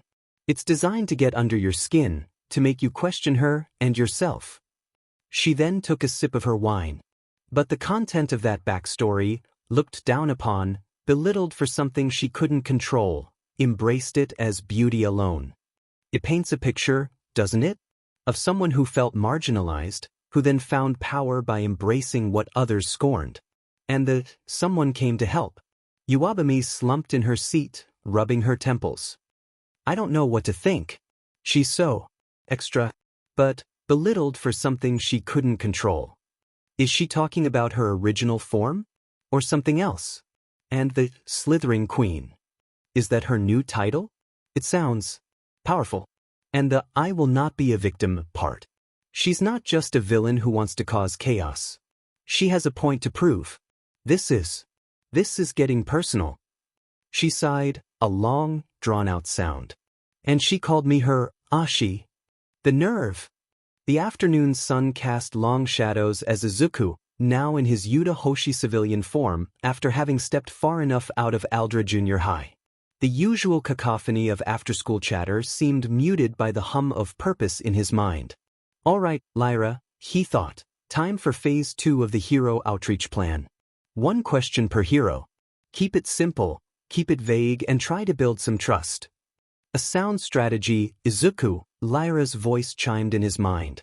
A positive public image is crucial. And remember, keep the alien part to ourselves. Frame our abilities as a unique, advanced quirk, or perhaps a highly specialized support item. Let them speculate. With a subtle shimmer, Izuku activated his EM wave change, transforming into Sonia Cosmos. Her vibrant red and gold suit gleamed, the heart-shaped helmet obscuring his face, and the noise wings pulsed softly behind her. She stepped onto an invisible wave road, gliding effortlessly through the city, her ultrasonic hearing already scanning for familiar hero signatures. Her first target was Hawks, currently on a patrol break, perched casually atop a skyscraper, enjoying a chicken skewer.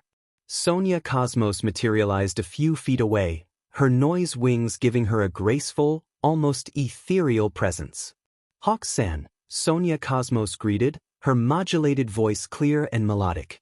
Sonia Cosmos. I'm on a personal mission today. I'm offering one question to a few heroes, within reason, of course. If I can't answer, you get another. Interested? Hawks, ever the keen observer, raised an eyebrow, a slight smirk playing on his lips. He took a bite of his skewer. Oh, a candy session with the mysterious songstress? Intriguing. Alright, I'll bite. My question is, can you, or the Rain Queen, as Ophiuchus called her, do what Ophiuchus did on Iwabami's commercial? Interact with electronic devices, mess with broadcasts. Sonia Cosmos nodded. Yes, we all can interact with electronic devices or interfaces. It's a different application of our abilities, a more subtle one, but yes. She kept her explanation brief, not delving into the specifics of EM wave manipulation, letting Hawks draw his own conclusions about it being a highly specialized quirk. Hawks' eyes narrowed thoughtfully. Interesting. So, a shared ability. Good to know. Thanks for the intel, Sonia Cosmos. He gave her a small, knowing nod, already filing away the information. Sonia Cosmos offered a polite nod in return, then, with a silent shimmer, vanished back onto the invisible wave road, leaving Hawks to ponder the implications of three individuals with such unique, technologically disruptive quirks. Next, Sonia Cosmos sought out Midnight, who was overseeing a small public safety demonstration in a park. Sonia materialized discreetly, waiting for a lull in the crowd. Midnight-sensei, Sonia Cosmos said, her voice soft but clear, approaching the R-rated hero. Sonia Cosmos. I was hoping to offer you a question, if you have one. Midnight, always perceptive, turned, her eyes assessing the new hero. Sonia Cosmos. I've heard the reports. You certainly make an entrance. My question is about that giant snake at the zoo. What exactly did you do to stop it? Your abilities seem to erase it. Sonia Cosmos paused, choosing her words carefully. Ah, the giant snake. That was a rather forceful application of what I call noise. Think of it as a different, perhaps more advanced, application of electromagnetic waves. My quirk, or rather, my abilities, allow me to generate and manipulate these noise waves.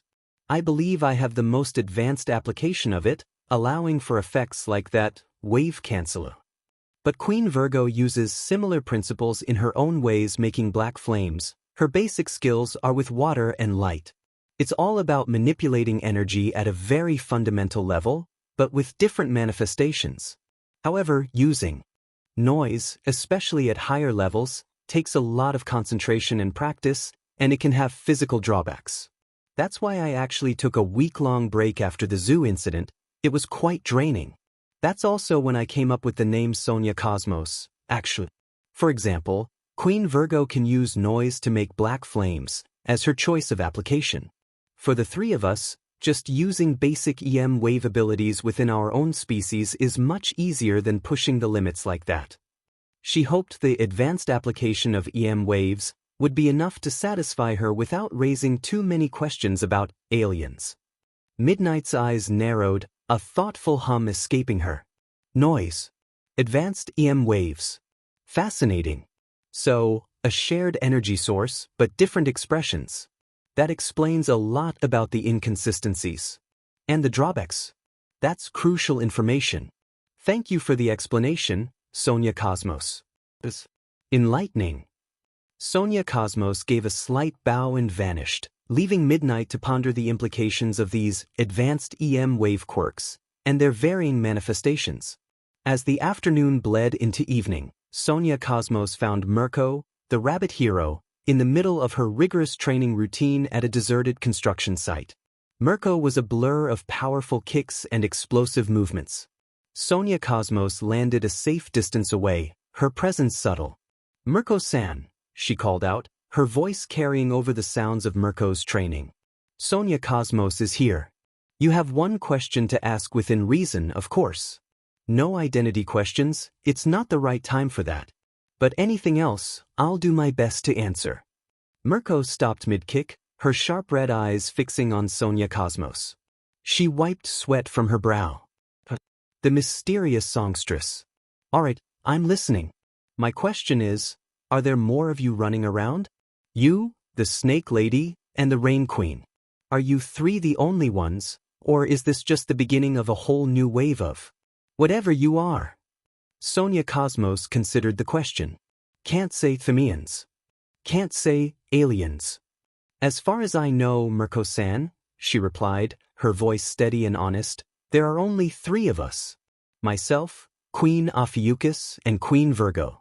So, while there could theoretically be more out there, I only know of three total, including myself. No more than three that I'm aware of. This was technically true from her human perspective, and it kept the alien secret safe. Mirko grunted, a thoughtful look on her face. Only three, huh? Less trouble to deal with. Thanks for the straight answer, kid. Now if you'll excuse me, I've got a few more 100 kicks to get through.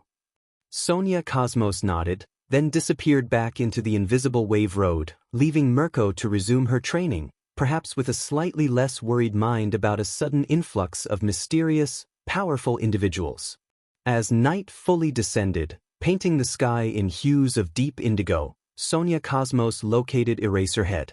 He was on a rooftop, observing the city below, his scarf draped around him like a silent sentinel.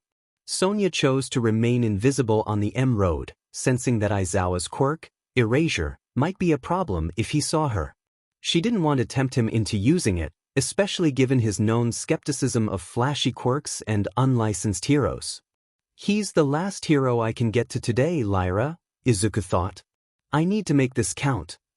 Sonia Cosmos projected her voice, making it sound as if it came from the air itself, a disembodied, melodic whisper. Erase her head. Sonia Cosmos. I know you're not a fan of flashy entrances, so I'll keep this brief. You're the last hero I can get to today. Is there any one thing he wants to know about me, within reason? Aizawa didn't flinch, his eyes scanning the rooftop, though he couldn't see her. Sonia Cosmos, he rumbled, his voice low and tired. Always lurking. My question is simple. How much of what you can do is your ability, and how much is that gear you use? The guitar, the arm, the wings. Are they just amplifiers, or are they the source? Sonia Cosmos considered his question. This was the core of their confusion. Besides the noise itself, which is my core ability, the gear helps me apply it better. It's designed to channel and focus the electromagnetic waves I generate, making them solid and functional. Think of it as specialized support equipment that utilizes my unique EM wave quirk. You can imagine the relationship like someone who controls light, making light armor with functional features. It's all interconnected. And I'm assuming if you got reports on the zoo incident, someone smart enough would come up with this. And not to be offensive, but Ophiuchus and Virgo aren't worried about anyone but me and each other, and maybe Uwabami in Ophiuchus's case. They're not exactly forthcoming with explanations. They aren't even considering most people, hero or villain, a threat. And from my encounter with Queen Virgo on the beach, I describe her as haughty, incredibly precise, and someone who seeks amusement and a challenge in this world, often at others' expense. Aizawa grunted, a thoughtful sound. So, a highly advanced quirk, amplified and channeled by equally advanced support gear. And the other two are just doing their own thing. Figures. He didn't press further, seemingly satisfied with the explanation, or at least, accepting it for now. Sonia Cosmos felt a sense of relief. She had answered his question without revealing too much, while also subtly nudging him towards a more quirk-based understanding of her powers.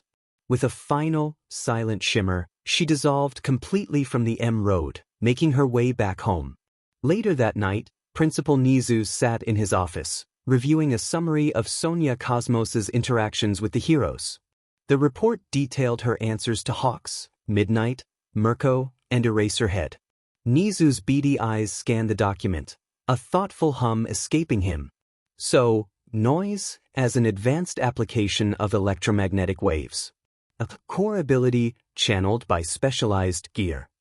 And the ability to interact with electronics, create barriers, manipulate water, and generate light, all tied to this EM wave phenomenon. He steepled his paws. Her explanation to Aizawa about the gear being interconnected with her EM wave quirk is consistent with our observations. The analogy to a light controller making light armor with functional features is quite illustrative.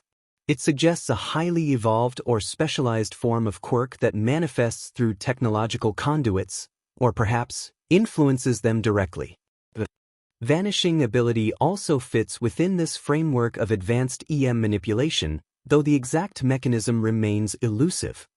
Nizu then focused on the part about Ophiuchus and Virgo.